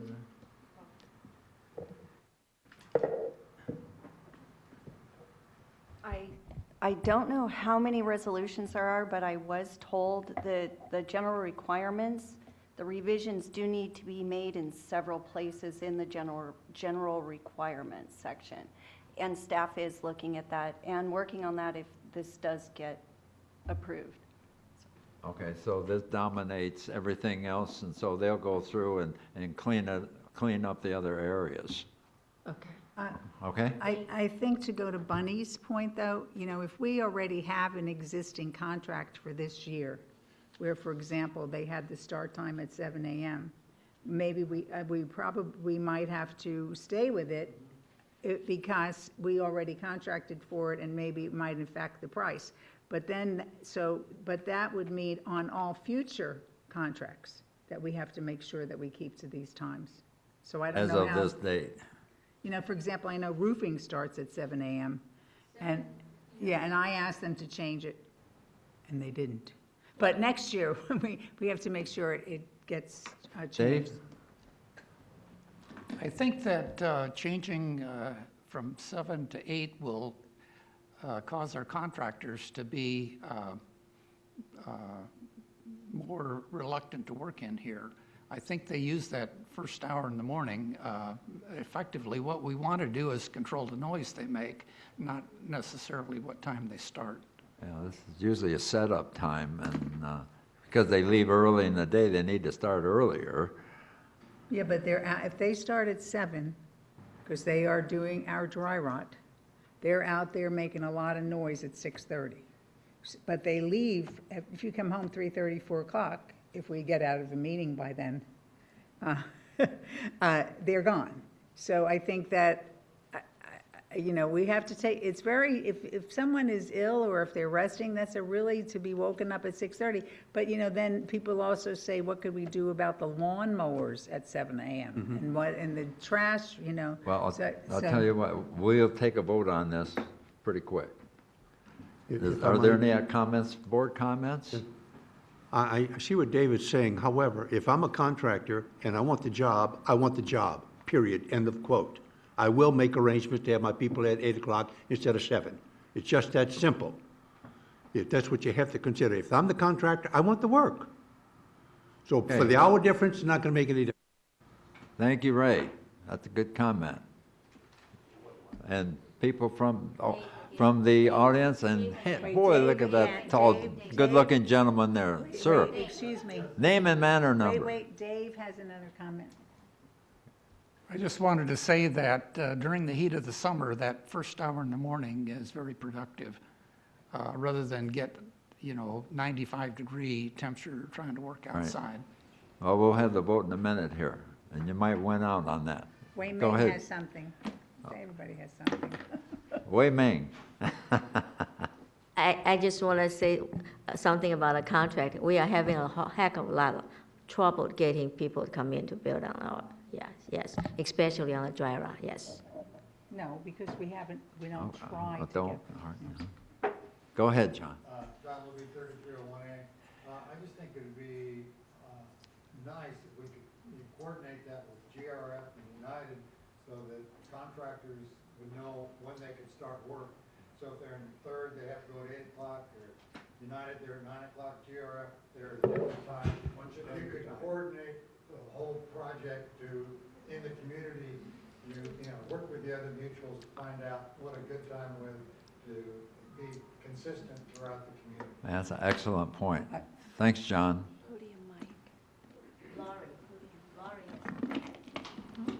Lori has. Go ahead, June. I just have to agree with Dave. My father was a contractor, and in the summer, it is really important that they start early.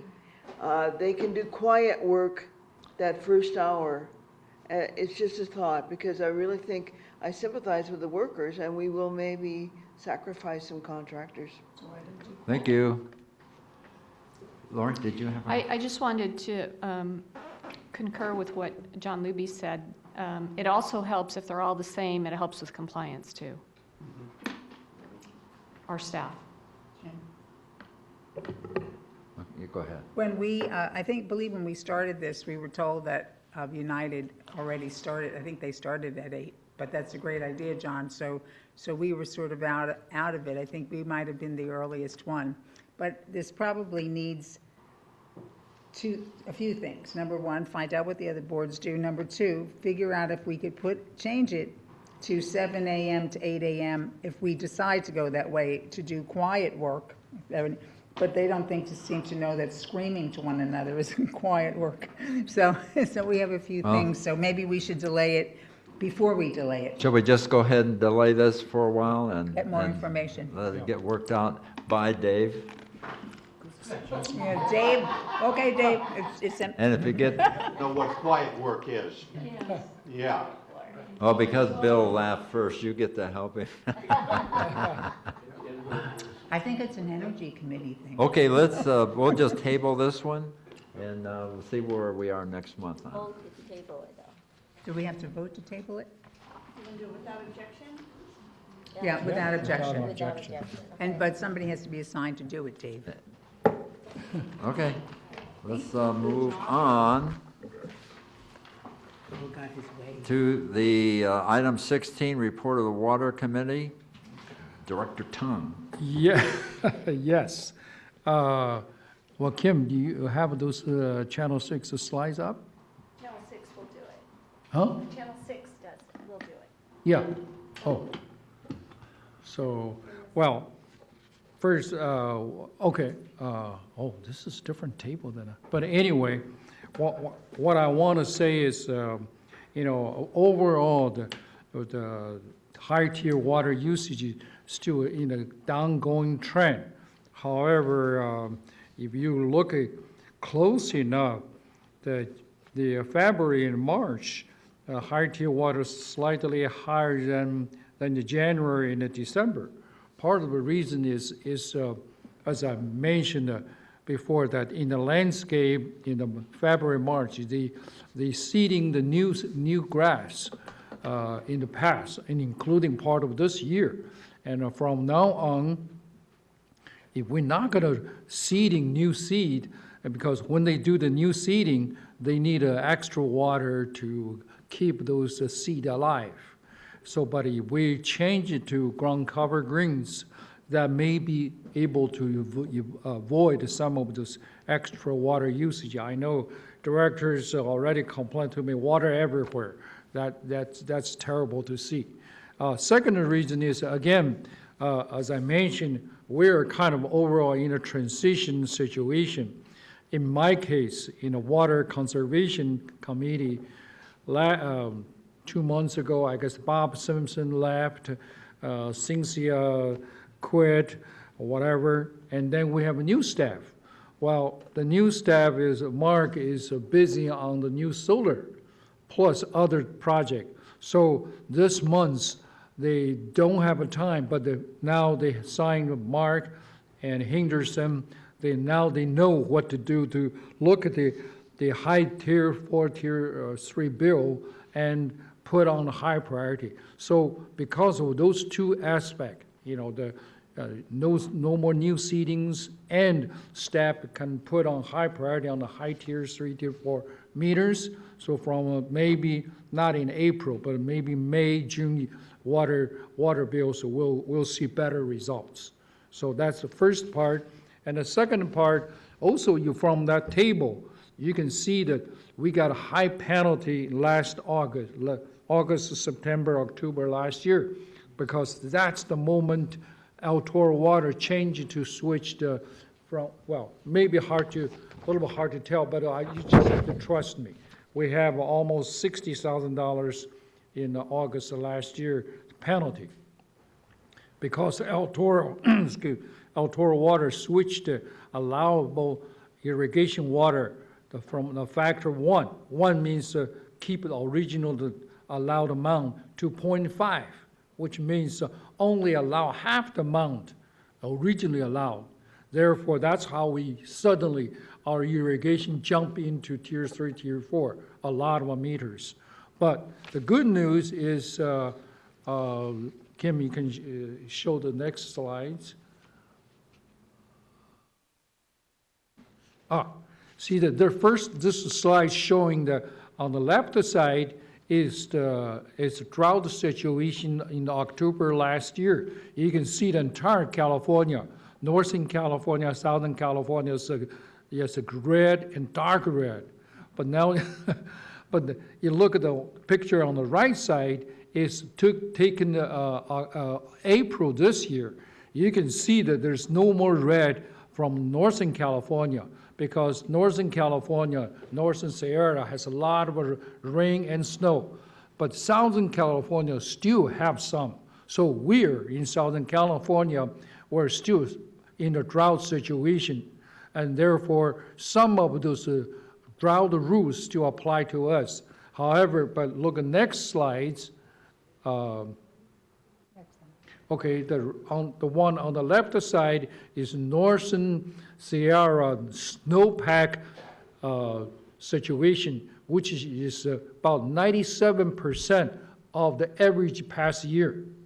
Then the one on the right side is a Colorado River Basin snowpack, which is 90% of the average years.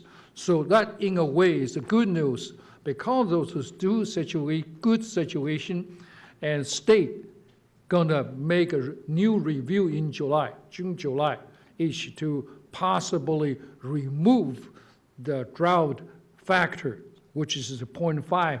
They started August of last year. They may remove it completely or change it to 0.7, 0.8, anyway, reduce it. So in any case, it's good news. Hopefully, this August, we won't get that high penalty. That's the good news I want to tell everyone. So thank you. Yes. I have a question. Yes. With this announcement, essentially that the drought is over, or the impression that it's over, do you With Northern California, not Southern, not us yet. But there's been a general announcement in the newspapers, and I think a lot of people may feel it's not affecting us. The drought's over. We can use as much water as we can. So I think it's important to keep stressing that we need to watch our We still water. need to save water, yeah. We're still in drought. Yeah, we're still in drought in Southern California, right? Yeah, that's the important point to make. So don't think we're the same as Northern California. That's what the slide shows. Yes. We all got a letter from El Toro Water that the rate's gonna increase. Slightly. Can you give us some updates on that? Well, actually, the amount was no more than 3%. So if we save with water as the way we used to be, on the gate 7 in front, we save up to 26% rather than the 24% required. If we can continue to do the same, our water bill shouldn't be much higher than in the past, than the last year, right? Okay, Ray? James, you had made mention of the fact that we're going to stop watering, so to speak, front lawns and this and that, and the other, cut back. However, you did also mention that if you had big trees there and things of that nature, that they would be setting them up separate. Well, guess what? I've got 2 double-based palms in the front of my place that are worth more than several $1,000s, and they're not being watered. However, I'm now going to start watering them. If I lose them, guess what? No. I think that, well, maybe I didn't make it clear. As far as irrigation is concerned, we always treat the trees, plants, and turf or grass separated different way. Because the trees and plants are more expensive than lawns. So if we had to sacrifice one, we'll sacrifice the turf. That's why you see more yellowish turf, but we'll try to do everything to keep all the trees and the plants. That's at least we're trying to do. That's why the staff is in a way to separate. A lot of times, especially in Gate 11, they had a sprinkler system that cover grass and tree together. And we're in the process of separating them because we definitely want to keep the tree. We had to sacrifice one, but now we are also in the process, as I indicated, we're going to change the ground cover greens so that we won't see yellowish turf everywhere. Well, like I say, I hope that they hurry up with the trees and such, because I'm not going to lose those 2 trees. No, They're if you have a extremely problem with expensive. a tree, let us staff know or me know. We'll take care of it. We don't want to sacrifice. But you know, right or- now, I'm just simply saying that there's been a misunderstanding. Maybe it's just my part alone, but I was under the impression that when we did stop watering the lawns, that the separate unit for the trees and the shrubbery that have been planted there would be taken care of. And like I say, thus far, it has not been done. Well, in fact, I already informed the staff that as far as Gate 11 is concerned, because you only have 317 families, we're going to resume the regular watering, everything. So that, well, we have to treat the entire community fairly. So we don't want, simply because you don't have recycled water, we just have to spend a little bit money to take care of you.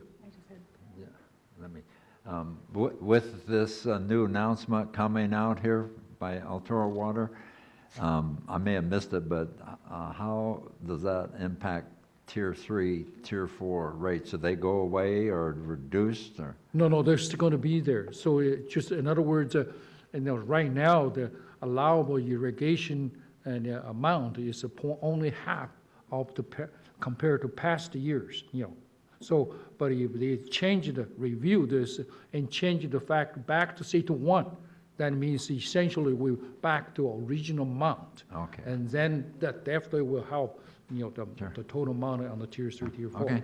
All right, go ahead, Rosemary.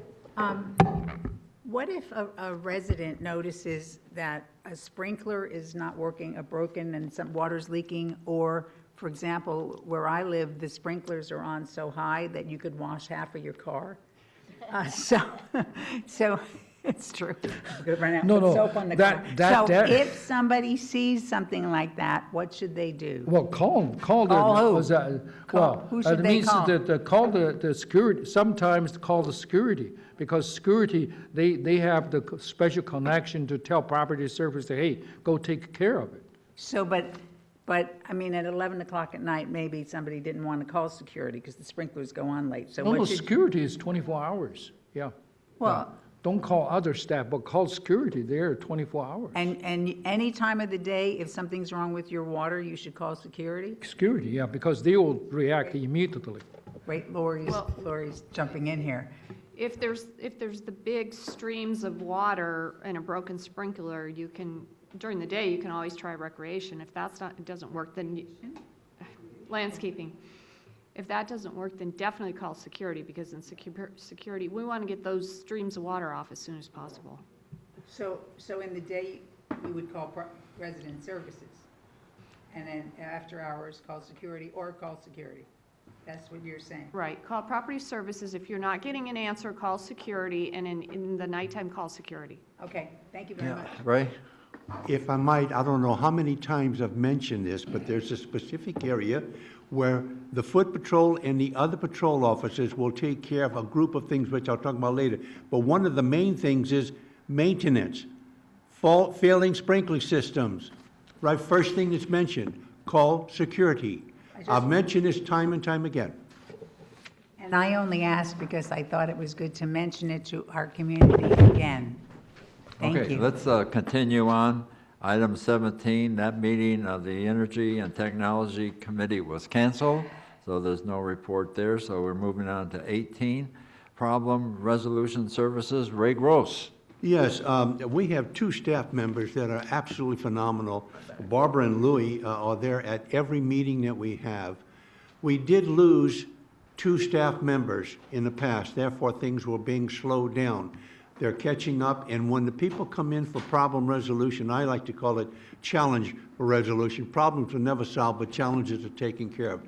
That information is always put onto their computerized system, and they are now positively getting a call back saying, so-and-so has got it, we're doing this, that, or the other. And we're starting to get responses from people. Thanks a lot. By the way, I was here last week or last month, and you did a good job. Thank you. I'm here with something else. So we only had 3 people here this past week, but all in all, it's working real good. Staff is really up on it and taking care of things. Okay, Jim stepped out for a moment, so could you please report on the village traffic hearings? Yeah, I'm glad. Now, I'm going to take a little bit more time than normal on this, and there's a lot of good information that's going on. Lori, who's sitting over there on the other side of us there, put out a real good information as to the burglary system. She and I have talked about things, and staff is beginning to put information out, and they're working on a situation where we can start informing people of more and more and more. I'll tell you, Mrs. Shepherd had called me, the lady was in here earlier, regarding her burglary situation. I've had 4 phone calls yesterday. What's happening is that people don't seem to understand what we can and cannot do. We had a complaint from one of the ladies that, gee whiz, it took them 5 hours and I still haven't heard from. The CSI unit is working on 9 burglaries as well as others, so it is a time-consuming thing. The other complaint, and I'm not complaining, but I'm making statements of what the folks have said. Well, you know what? The people that are doing the fumigation, we should demand that they have security or some kind of a security person out there when we do the contract. And as I explained, that information has to come before staff. We don't have the right to say, we're not going to hire you if you don't put a security person out there. So these are the questions that are coming up, being brought forth by us, to us. And I'm trying to explain to the folks what's going on. And I ask them, please, give me information that they really are concerned about so that I can bring it forth, like I said earlier, to the committees that are involved in these things. And again, we're working on a situation where we're going to be teaching people what the sheriffs can do, what they can't do, what our staff can do, and what they can't do. That's upcoming, and I tell you, Lori's really working on this. And we have to be a little bit patient, but I can guarantee you that it will be explained. There's so many changes that have come about that people just don't understand. And you know, we get complaints like here's a situation with the traffic thing. We have I call it a foot patrol, but it's not. It's staff going, here's the issues that they look into specifically. Fire issues, hazards, light problems, maintenance, perimeter fences, pests, and signs, and miscellaneous things. They look into everything.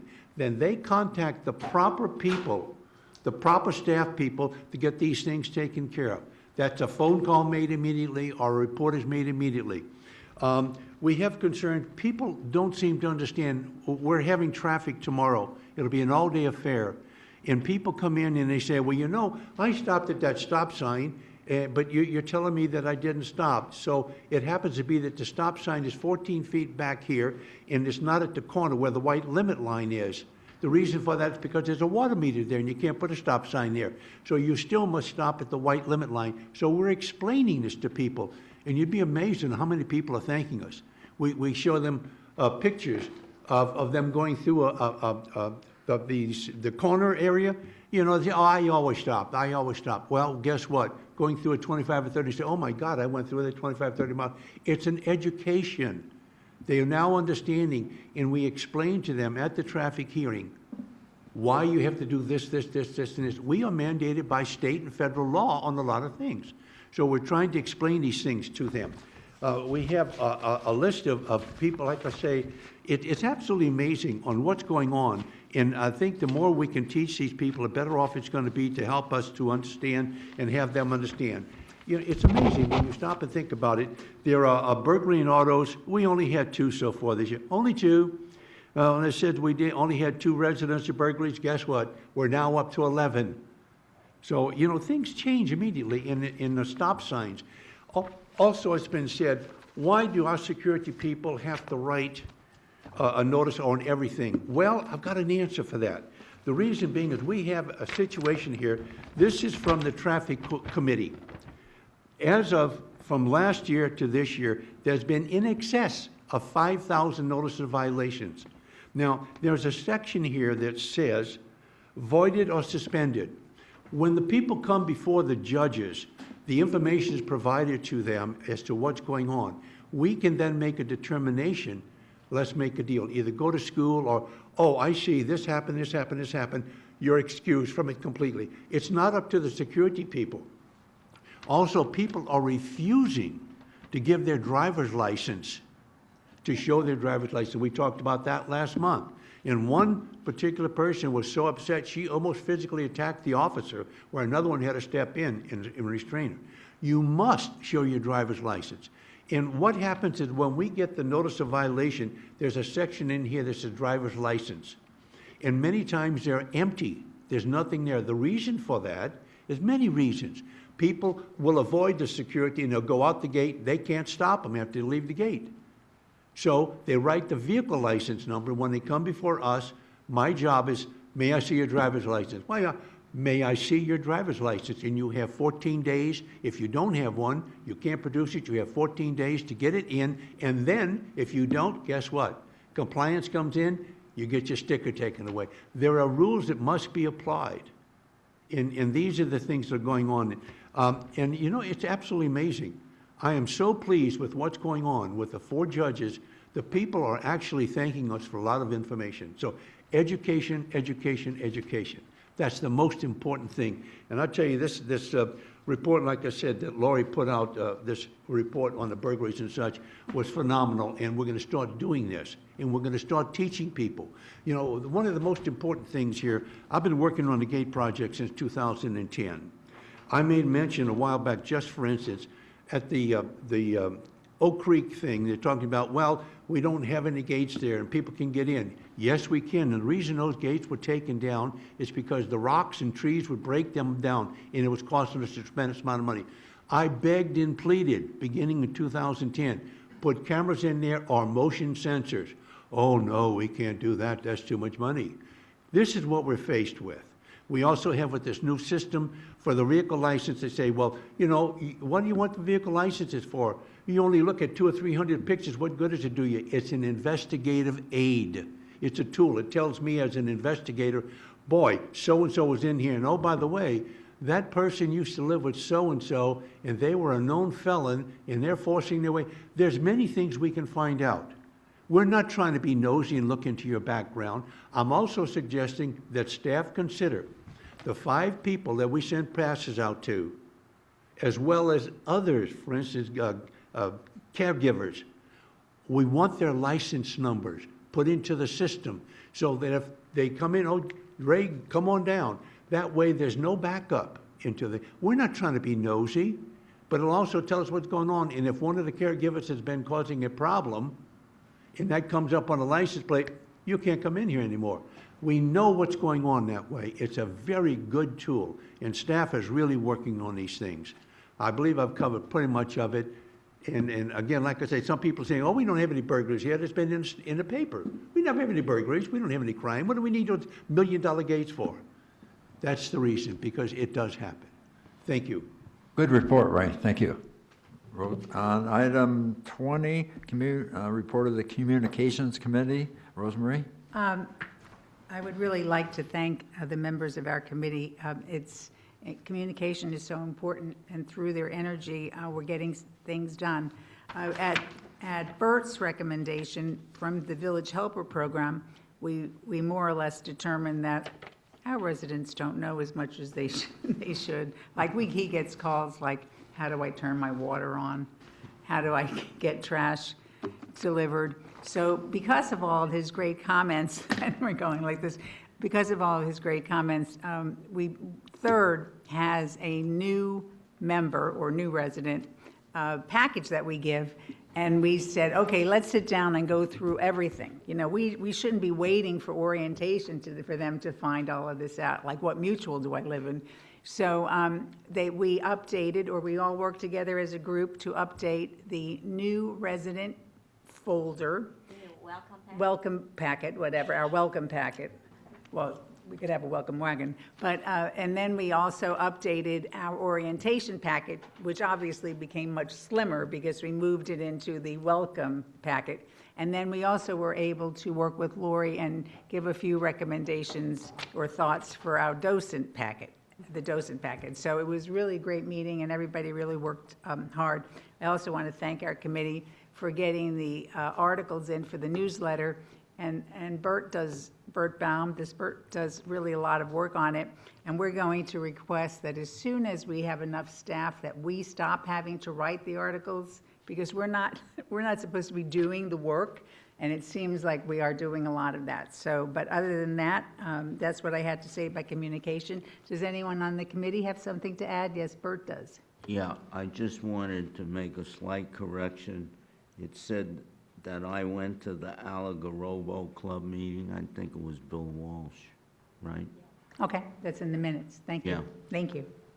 Okay, I'm done with that. And I would like to Add. follow up on that, is that the Third Mutual new resident orientation is happening this Friday at 9 a.m., I believe, and in this room, and we should have new material, that new material ready. Good, that's great. And if someone lives here and they haven't gone to the orientation, you could still go, because there's always good information that comes out, or something that you might have missed, because they have packets of stuff in the back table as well as the things that we've come up with. So good.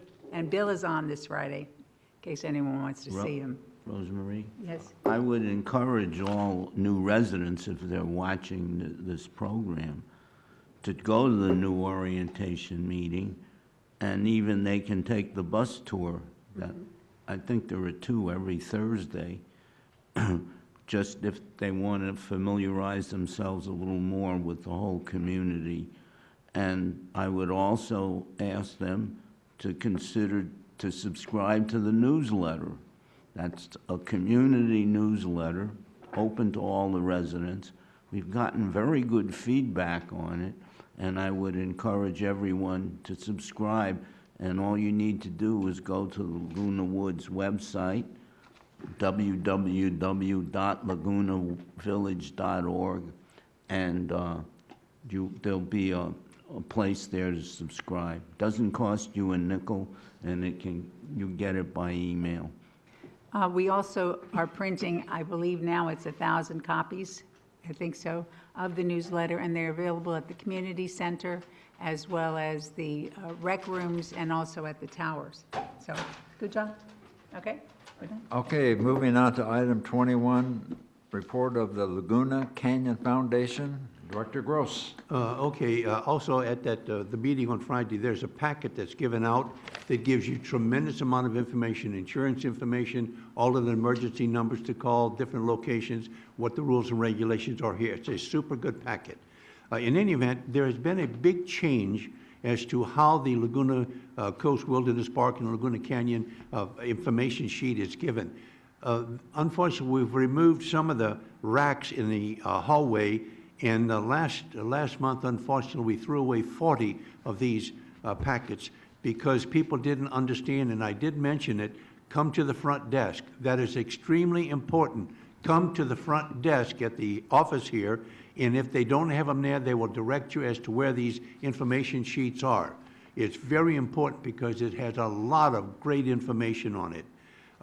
The fitness center have hikes, and they have introduction of nursery plant information. This is great for relatives that come in and see what's going on here, and grandchildren and children. It is really simple. So I'd like to suggest you, again, remember, come in and specifically ask for the packet. I have 20 or so here now. The phone number to call for reservations and so forth is 949-497-8324. That's 949-497-8324. Most of these things are from 8 o'clock in the morning until dusk, so to speak. And if you want to do it on the computer, and I'll do this several times, it's www.lagunacanyon.org/activities.html. I'll repeat that, and it's on the pamphlet. We got them here. It's www.lagunacanyon.org/activities.html. Thank you very much. Thank you, Ray. Next item is an update from the Village Management Services, Inc. Director Wallaby.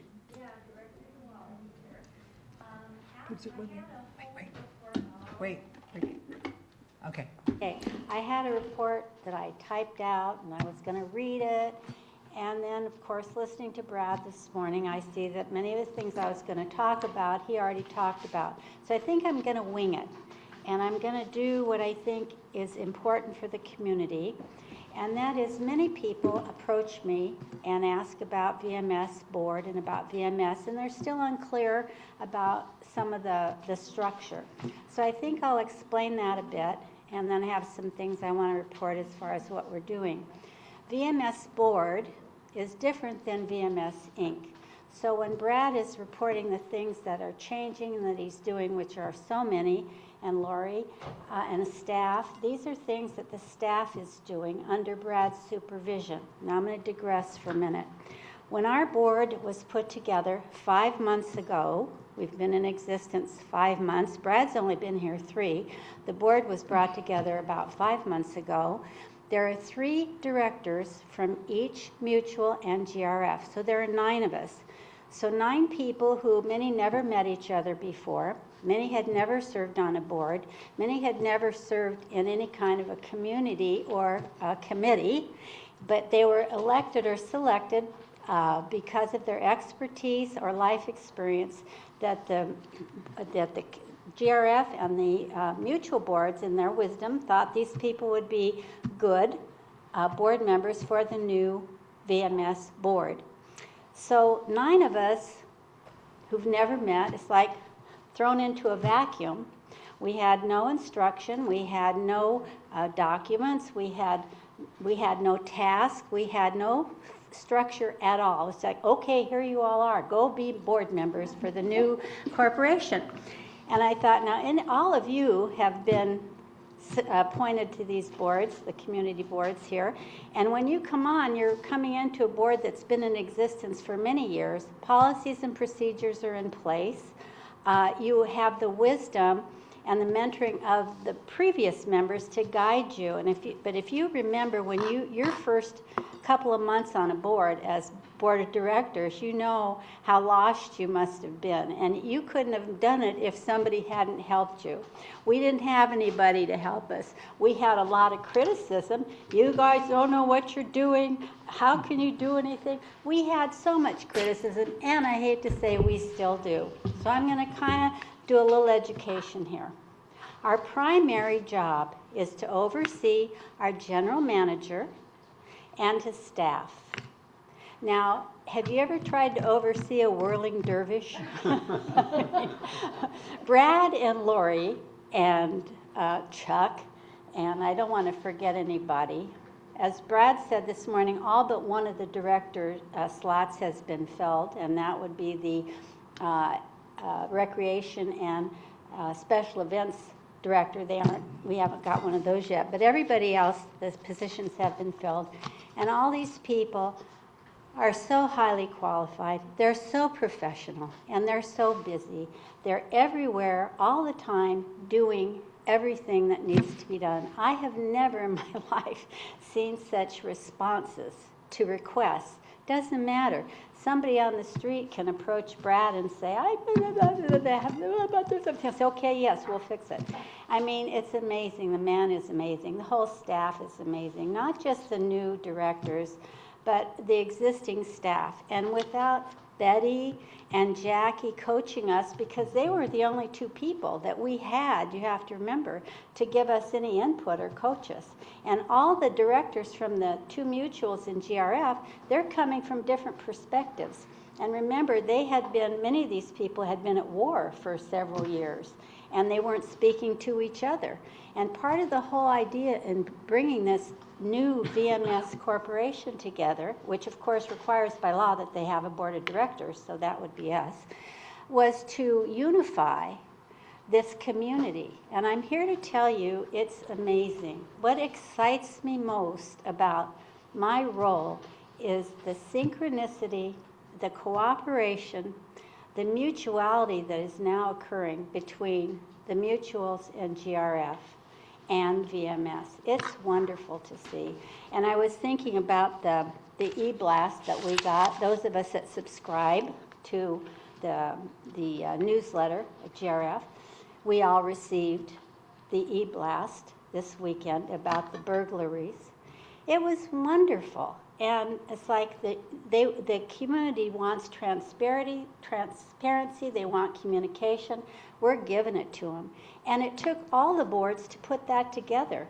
The communication committee, the joint communication committee came up with the idea of the e-blast, sending out, not just a newsletter, but when something important happens, it goes out to everybody's computer instantly. And I got it on my iPhone. What, Bert? Oh. Anyway, so I got it on my iPhone, as a lot of other people did, what happened. Lori did a great job of putting it together. And it was like wonderful, transparent communication going to everybody in the community. And it was put together by all the mutuals, just like the newsletter is put together by all the mutuals, not just one mutual. My dream, when I got on this board, the VMS board, was to see the community come together, and it's happening because of our staff, because of the mutual and GRF board members working together, and it's exciting. I just don't hear all the vitriol and nastiness that I used to hear, and it's really wonderful. Okay, that being said, so we are 9 people, strangers who didn't know each other, thrown into a vacuum, a lot of criticism. Somehow or another, we pulled it together. We first studied all of the documents. We studied all the management agreements, the bylaws, anything we could get our hands on to learn about the structure of the village and of the different mutuals in GRF. We formed ourselves. We had to figure out what our rules were. We have our personality clashes. We have all the things that happen when people try to join together to form a unified whole, which we have. So I'm here to say that after a lot of struggle and time and work, I think we're really functioning beautifully. And I think we're doing a good job of overseeing Brad and Lori. Are we overseeing you, Lori? And the staff. And we have made some nice changes and initiated some nice things. And there's some very practical things that we've done, like we interviewed some law firms. We now have a law firm that Brad is signing the contract for that. And it turns out that it's the same law firm that we've always had. But now we have them at a reduced fee. How'd that happen? I don't know. We're paying them less an hour than we were all those years. And that's another thing. I've noticed many small savings. People want to know, I had a resident say, well, are you on VMS saving us money? And I said, well, I think we are in little ways, and I think it'll be big ways as we go on. But that's a small way. The attorney fee is a less fee than it used to be. Lori did a negotiation with the golf cart people and saved us a lot of money every month on our golf cart fees that we leased, and also managed to get us a bunch of new golf carts thrown in too.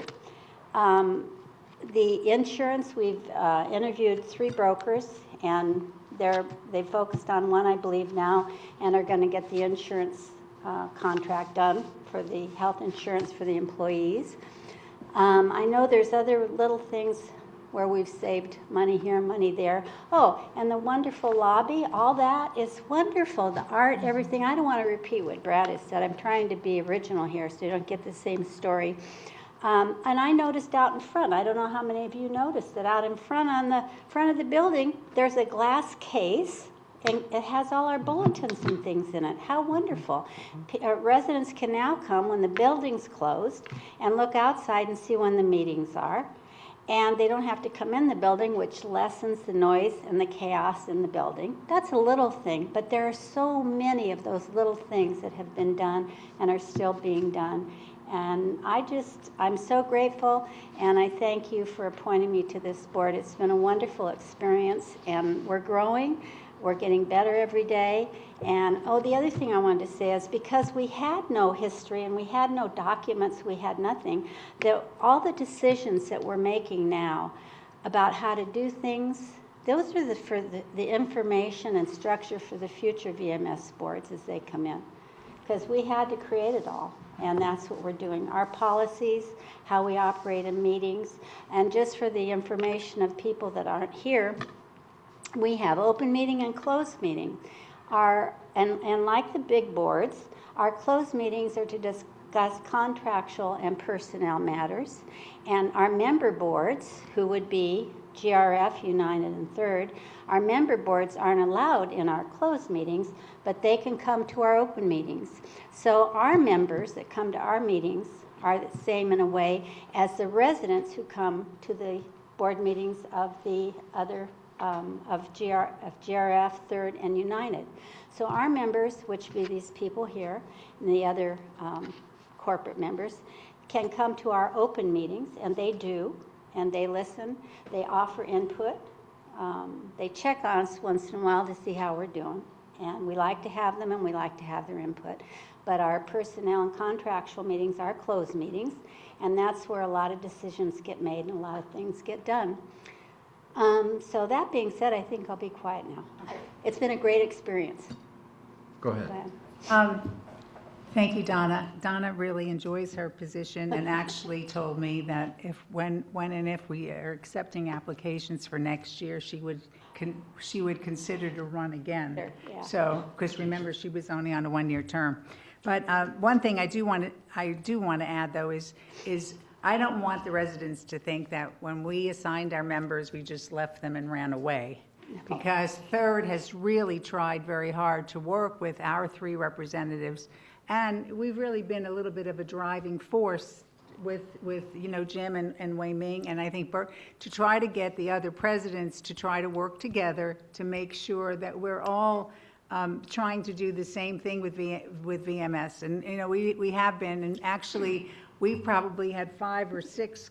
Can't we get this to work better? Meetings with the presidents and, Yes. and there were, some people. And then we did have a meeting with 2 representatives from Ease Housing Mutual and the entire VMS board. We had a lunch meeting and we asked them, when would you like to meet with us again?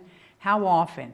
And they said once a quarter, so our next meeting is scheduled. I already scheduled it. I ran out and scheduled it right away. I believe it's Wednesday, June 22nd. Right. So right after they have their meeting, we go into a meeting with the people, the president or representatives from the board, so that we could keep saying to them, thank you, what could we do better? They supplied us a list at the last meeting of all of the things that they were working on, and we were like, wow, this is a good list. We appreciate their work, and we're really trying to make it a great experience for everyone and for the community. Right, So thank and you. that's another example, Rosemary. I mean, you said it, that of the boards all working together. I mean, this is astounding. I mean, you think, and so here we are, we're in a meeting with representatives from each board and VMS talking about how we can work together better, how we can communicate better, how we can get information passed better. And it's just all what I would call the synchronicity that needs to happen in order to create a really strong, viable, happy community. It's happening. I never thought it would. Thank you. And then Lori had something. Lori. And just one other thing, as a result of a resignation, they'll welcome a new member to VMS tomorrow from United, and her name is Vivance Strom. Did I say it right? Strom, Vivance Strom. Bert? I just wanted to thank Donna for her service and her enthusiasm. And the fact that you want to run again is a good testimony to how you feel. But I was really interested in your comment about how you oversee Brad and Lori. I assume that each of the board members has running shoes. Yeah, right. You don't want to assume anything, you know what that means. Okay. No, they are. These guys are all over the place. It's amazing. It's exciting. It's like change is happening as quickly as we can think it. It's done. Wonderful. Thank you, Donna. Thank you, Donna. Good job.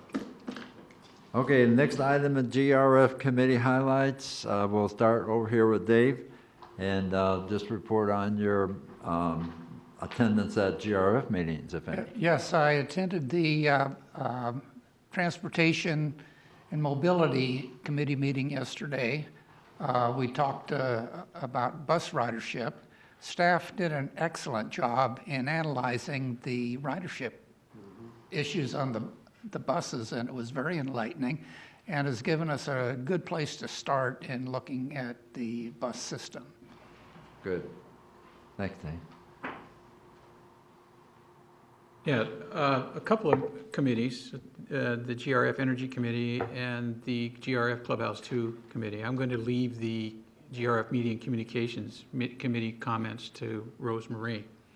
Clubhouse 2, George Headley, who is the owner's representative, said he's really certain that he will not exceed the $6.7 million, the final budget for the Clubhouse 2 renovation.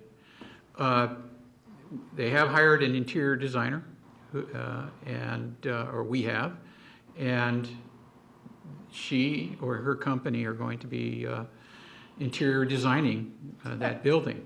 Okay. I was over at the 19 on Sunday for breakfast, and I noticed they've got it looks like white Tyvek or whatever they put under roofing. It's up on the roof. And according to George, when we met, I think it was almost 2 weeks ago now, that the new tiles for the roof would be arriving. So I assume that they're on site to be installed on the roof. And the committee is coming to an end, or will be sometime in August. Ms. Troutman, the president of the committee, or the chair of the committee, would like to probably suspend the committee until Clubhouse 3 at the end of August, when the clubhouse is open and all of the work is done for the Clubhouse 2 committee. She would like to suspend the committee until the date when they decide to do the outbuildings between Clubhouse 2 and the Clubhouse 2 pool there, where there's a video room, because that's still on the plate as a future project down the road. Okay, that's it for the Clubhouse 2 committee. The GRF Energy Committee is, first of all, I want to say is really well run by John Luby. He gets right to he doesn't let us ramble. We get right to the point of things. There was a presentation by Chuck Holland from staff, it's IT staff, and on EMS. And basically what we're going to wait for on the next meeting is this Thursday morning at 10:30. I think it was rescheduled for 10:30. We're going to talk about what they've discovered about the controllers, what they're called JACE controllers. Some of them were working, some of them were not, and we're going to go back to the manufacturer to find out whether ones that weren't working were still under warranty and whether they can be replaced properly. The big issue there now is once we get the JACE controllers working, okay, in the energy management system, then we can concentrate on getting the controllers to start talking to the controls in all of the rooms and all of the clubhouses, like your thermostats, your lighting controls. And so the idea there is that basically we're moving forward on the EMS system that had been suspended back in November of 2014. And so that's now reopened, and hopefully we're going to make some progress so we don't freeze to death in the summertime in these rooms, or we don't swelter in the wintertime in the rooms in these clubhouses. And lastly, I guess I will say something about the Media and Communication Committee. I'm on a subcommittee to upgrade the channels 3 and 6 to high definition. Right now they're not high definition, and they've met a couple of times. And there are two different initiatives on the high definition upgrade, and one has to do with content and how the content may impact the kind of technology that we want to use in the future for TV6 and TV and 3. And the other is the hardware side of it, and what they're going out and finding the best equipment that's going to satisfy the needs and defining those needs. And that's my report. Thank you very much, Bill. It's a good report. Wei Ming? Jim? Rosemary? For the Communication Committee, which Bill is on with me, we heard Brad talk a bit about today about the new website that we're going to be working on and all the different things. One other aspect of this is we are going to make sure that we are going to have training on utilization of the new website. It's going to be much easier, but you know, some people have internet in their homes, but maybe they're not really familiar with it, so that's all going to be arranged. So that's really great because we're going to have other aspects of it. You're going to eventually be able to buy tickets instead of having to go to the various places to buy tickets. That's a better control, you know, as far as the money goes, so you don't have all this cash going around, but it also is much easier for the residents. And I got this cleared at the meeting, a lot of residents have problems with their televisions, and the problem is that they lose their sound. And I've known people to go out and buy a new television. Which is really bad.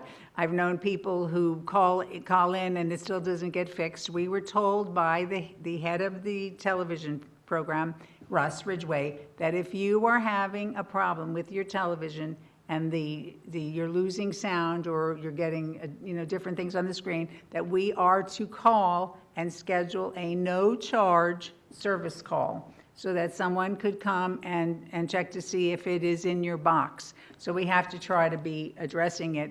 And I know for myself it happens all the time and it's very frustrating. So they will do service calls, they'll come out and see if they could fix it in any way, and then otherwise they have to figure out how to work on it because it does bother a lot of people in the community. The other thing is that Channel 6 is looking at improving their programming. There is some talk that we're going to have, and we're training things on television, like the orientation, a lot of good safety stuff, possibly broadcasting more of our meetings, very significant meetings like our MNC meeting, which is really a big deal to the community. So there is talk about doing that. We always had say, oh, no, we can't do that in the past. But I know this was something that Brad has talked about. We have to make this station something that people want to watch.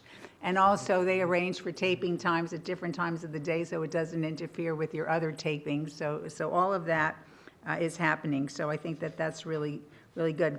The other committee that I'm on is CAC, and one of they're doing a number of things with CAC. Number one, next Wednesday is they're having a meeting with all the club presidents going over new changes. And then we also are planning on the CAC committee the opening of Clubhouse 2. And we've already met with someone from Recreation and members from each board, and they have some great ideas. The committee is being chaired by Beth, who used to be on Third. And, you know, we're trying to get different people to maybe donate catering so they could show off their product, et cetera. So we're working on it. We're going to have our next meeting, I believe, on June 2nd, because that's going to happen in early September, right, after everything is finished. So that is what I have to report. Thank you. Thank you, Rosemary. Oh, except maybe, I don't know if Bert has anything to report on CAC. I just want to expand a little bit on this May 25th meeting, because I've been getting some emails about it. There seems to be some confusion. Apparently, this is for the presidents. Originally, this was the club presidents meeting. And now another meeting was scheduled, so seems to be a lot of confusion. Now there will just be one meeting. It will be at 2 p.m. It will be in Clubhouse 3. And what we want to do at that point is go over many of the recreation or discuss it with the club members and presidents, many of the new recreation requirements and many of the requirements we are looking at. And this all hinges on room rentals and all that good stuff where there's a lot of interest in the community. This meeting will be open to everybody who's in the club. So, and we got a lot of room in Clubhouse 3. 800 seats? Yes, 800 seats. So bring 799 of your best friends. And we will meet in small groups with each of the members of the committee to go over this and to get your ideas and suggestions. Thank you. Okay, well, why don't we take Donna? Well, I'd like to comment on what we're talking about here, and a suggestion that I've made several times now to the CAC committee, GRF, and Ray has, and it's come up again here today. The idea of having, I'm kind of saying what Rosemary said, that I agree totally, having an educational television program. It is Laguna Woods Village 101. Thank you. We can have, for example, using the website, a program, how to use the website. We can have the security system. We can have the laws and restrictions. We can have, I remember somebody did a wonderful presentation on our founding documents, on the, what's the over thing document that Joan talked about yesterday? Can't think of it. Trust? The trust, about the trust, about the difference in the mutuals. All these things that we keep repeating over and over and over and over and over, telling people, and they keep getting different stories depending on who they talk to. We can have a wonderful educational series that can be ongoing and be played over and over again. Meetings like the club president meeting can be televised. And this, if we get this going in this community, it will open up so many wonderful avenues of communication and education. So I Okay. really say yes. Thank you. Ray? Yeah, I want to compliment her on that. I've been trying to get this done for a long time, and they're really listening and paying attention to what can do. I was also at the mobility meeting yesterday, and let me tell you, staff did probably the best report I have ever seen as to the buses and so forth and so on. It's more understandable, and you know, we have complaints about, well, gee, there's only one Lyft bus for the special thing, and we now know that there are 165 persons in this village who have doctor's request that they be allowed to do certain things by this Lyft bus. So that's being looked into. We will have their names, what times they have to go, who goes where, when, why, and how. And that way, I'm telling you, this gentleman has really done a tremendous job. I was so pleased at it. And he just keeps doing good things. So we're going to continue at that. I'm involved with the security, as you well know. And I tell you, like you say, that young lady's husband does a tremendous job over there. He keeps things going, and security is really getting involved in things and trying to explain to people what's going on. And these classes we're hoping to put together will really help.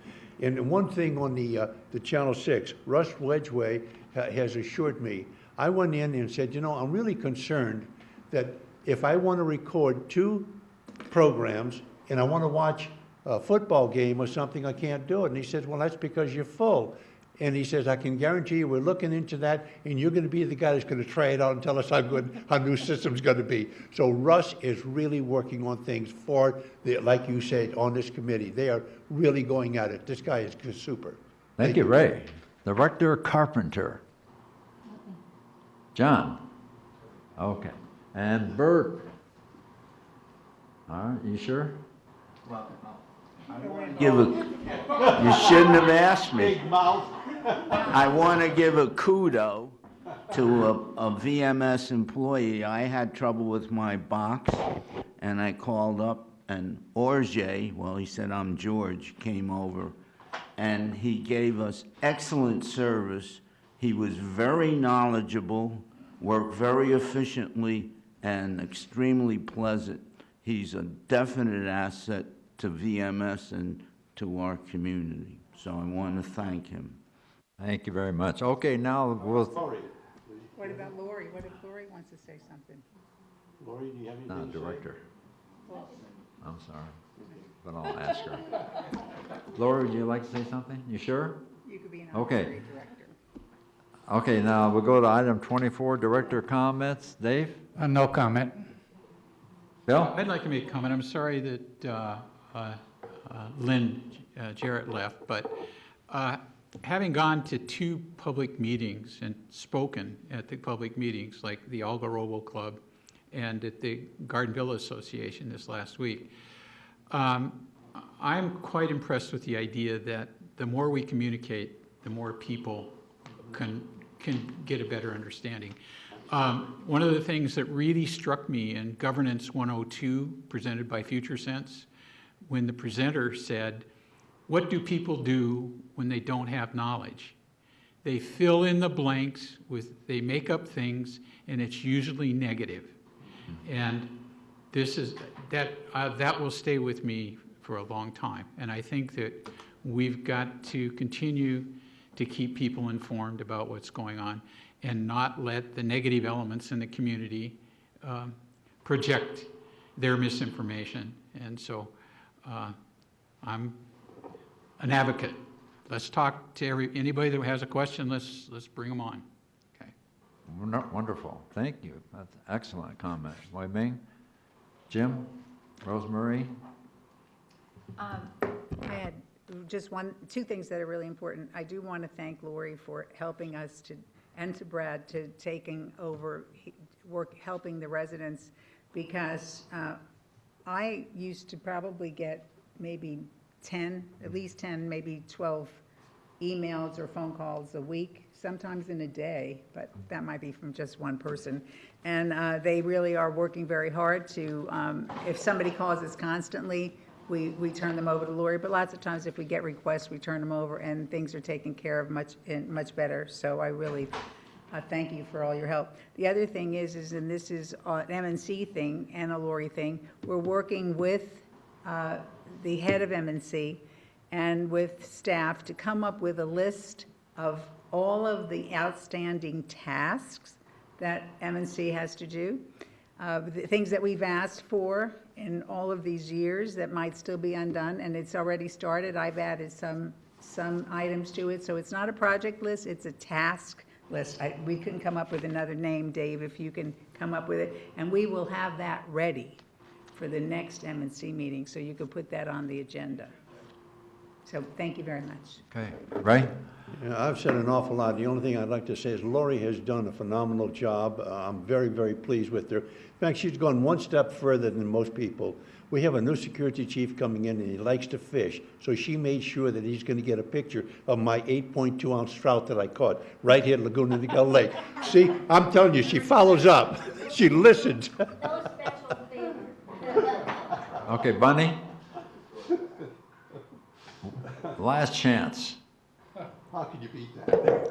Well, I'm just going to make a comment of our purchasing task force, and it's coming along very well. And we'll have another meeting this week, and we'll be talking about insurance and our insurance liability as far as risk management in our contracts and people coming on our property. And we have representatives from staff, all the mutuals, GRF, and it's going and VMS, and it's going very well. Director Frankel. Okay. Bert. Laura, would you have anything this time? Okay. Actually, with mutual, yeah, we'll take a little bit of time here for item 25, additional mutual resident comments. Okay. I'm sorry. Well, stand up here, please, and give us a name and manor number, please. Okay, I'm Frances Parada, and I'm at 2352A Via Mariposa. And I was here, and I thought I was supposed to come back to this meeting to present, because you gave me the option of, you said you would consider what I was going to put up on my patio cover. And you said to come back, and I thought I was supposed to come back today. But I just want to tell you one thing. I'm glad that I sat here. At first I thought, oh, I'm going to have to wait. But I'm really impressed with everything that you guys do. It isn't just this meeting. And I just want to let you know. Thank you. At any rate, this is the fiberglass that I'm going to put up. This is... Ma'am, I think you need to, we don't have that much time. Okay, I'll tell you real fast. It's got a warranty. Oh, can I just... Go ahead. It's got a warranty on it for 10 years for just hail alone. and not hail alone, but I mean, that's what it'll pay on a hail complaint. After 10 years, they'll replace it. So you know that it'll last a long time because we don't have any hail here. This is the netting that I would be using, and you were worried about it ripping. I was advised that if we use grommets, we won't have to worry about that. And then on top of that, to put a slat to maintain it over the boards that it's sitting on. Okay, if I don't know if you have received an input from us on that, but when you do, if you do not like it, you can always request a variance to come back, or to come back and visit us again, or attend the M&C meeting where you probably started. Oh, okay. I didn't realize this was a different kind of meeting. That's why I thought this was a meeting I was supposed to Okay. come back to. We're just getting comments right now, so. The M&C meeting is Monday, May 6th, June Yeah, I didn't 6th. realize that. Yeah, come to the next M&C meeting, June the 6th. At 9 a.m. At- in this room. Okay. this- Right here. I'm so sorry. That's June okay. the It was 6th. very Right. interesting. One other question, did you take this to staff, the people in I staff? brought it to the last meeting here. I guess the MC meeting. I didn't realize. Yeah, it. because I think the staff had recommended that you go and get some of that material that you were That's what I talking just about. did. And I was thinking that maybe before June 6th, it might be a good idea to show staff. Lori, can you direct her to who to talk to with that?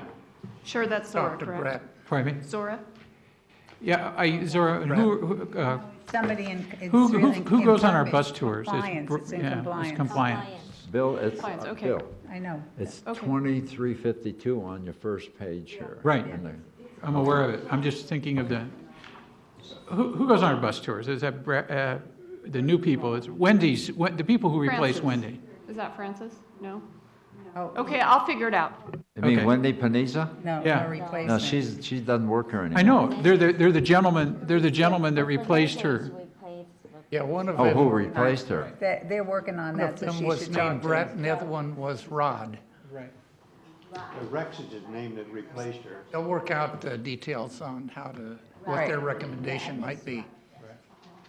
Well, anyway, let's go ahead and, we Lori? need to close our meeting here.